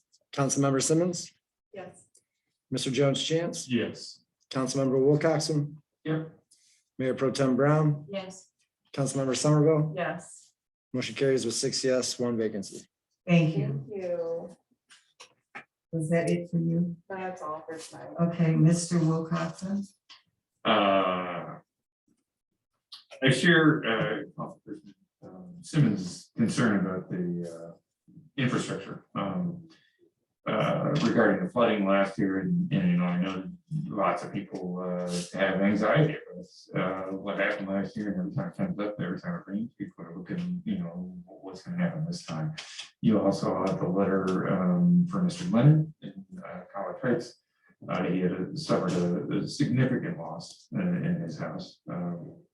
And he happens to be in probably the worst location you can think of. You know, it's like, I talked with Ron Akers about this. You know, he's very much of the mind that, you know, we need to have a conversation with the county drains. People, I forget what the change the name to, but so Evan Pratt would be involved in this and looking at that. And I've been explaining to people that we have the grant to do the scoping of this of the storm sewers to see where the work needs to be done, but I think we need to figure out a way to advance this calendar a bit and have some buy-in from the county as well, because just in our neighborhood, there's a convergence of city-owned drains and county-owned drains, and it all contributes. So, you know, this is something we need to step up a little bit and go. I think it's it. Thank you, both, Councilmember Simmons and Wilcoxen for bringing that up. And we are coming into that season where you've already had some really heavy rains and something really needs to be done. So if staff would really look into that, we appreciate it. Mr. Jones Chan. Yeah, a few things. One, I would like to recognize and thank Wendy Estee over last weekend. And this is on me because I don't know how to use the mobile version of Outlook very well. I couldn't schedule an email to send out on a weekday. She responded to an email. I think Mary, you may have touched on it also, but about a resident who needed, you know, park event space or something like that. She responded on a Saturday and had it all buttoned up by Monday. So that's a thank you and an apology for sending the email on the Saturday. Also, I want to thank Joe for helping out with some of my concerns about some of the equity of the long-term affordability, the equity issues and long-term affordability on the North Park project. And I'm looking forward to working with the parties involved to come to a solution in that deed restriction. There's something else, but oh yes, Since we've already had the nomination, I would like to move to reappoint Yolanda Portis to the DDA. He is on the agenda. He was, that was just a nomination, right? Right, it was the application, but her time is not right now. We can vote on it right now.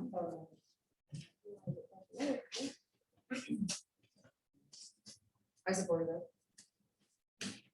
The one is very. I just want to make sure that the, the reappointments hit, there.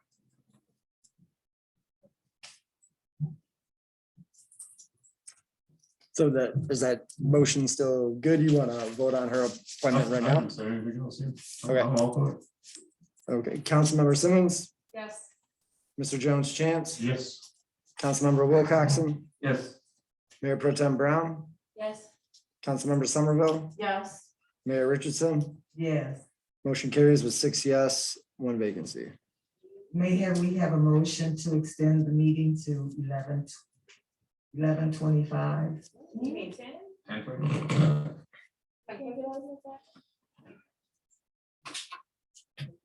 We had two extra things that we wouldn't normally do during council proposals. You said 11. I move to extend the meeting to 10:25. Thank you. Also, we've done this in the past many times. All right, did you have anything else? No. And actually, Mr. Jones Chance, Wendy actually spoke to the lady that day, so she was right on it. Yes, she was. And I think. Council, there was just a motion. There was no vote on that extension. We didn't vote? I thought you called the roll. I'll vote it. That would be a voice vote. All right. Aye. Okay, thank you. Okay, I would just like to, again, thank council for approving the resolution tonight on the sickle cell. I think that's very important and something that really needs some attention. I would also offer up thanks to Trisha Duckworth and the entire Juneteenth committee and the job that they did. I thought it was the day was very good. It was well attended. I was there until probably about 4:30 or 4:45 and just couldn't take any more of the sun. So I don't know how it ended. But the reports that I got was that it ended very well. I know Johnny Norris was through there at 6 o'clock. So and there were people coming before I left so that they would be there to hear them. So but many thanks. They did a very, very good job on the entire day. I also want to thank that committee, but also the DDA, our last meeting, the DDA has Mr. Dave Strensky was there and presented and talked about solar, and it was amazing. Even the more Solar ITSE has received more national grants than we had heard about here at council. So a real thanks and congratulations to him and to his group. I think that I'll stop there. Just congratulatory items, and please just once again want to encourage council, if we all could work diligently to get in the evaluations so that Councilmember Simmons is not just overwhelmed all at once. So, and that we can get the evaluations done in July and be timely with them this year and not wait months late. I will stop there. Communications from the city manager. Yes, good evening, Mayor and Council again. I don't know if I informed you already, but our ASME union is no longer here. They changed unions. Yes, so now they're with TPOAM, which stands for Technical Professional and Office Workers Association. Oh, wow, okay. And so they did that by way of vote. And now we are in negotiations with them as well as IAFF. So pretty busy with that. Busy, actually working on the Parks and Recreation plan, or I should say how we're gonna roll it out for public, for visual. So right now, Christopher and I are working on a policy of what we consider to be a community event. So that we can, have guidelines for what we put on there and off of the city. And then I'm also working with Joe on developing an equity policy for economic development. So, thank you. I'll stay with that.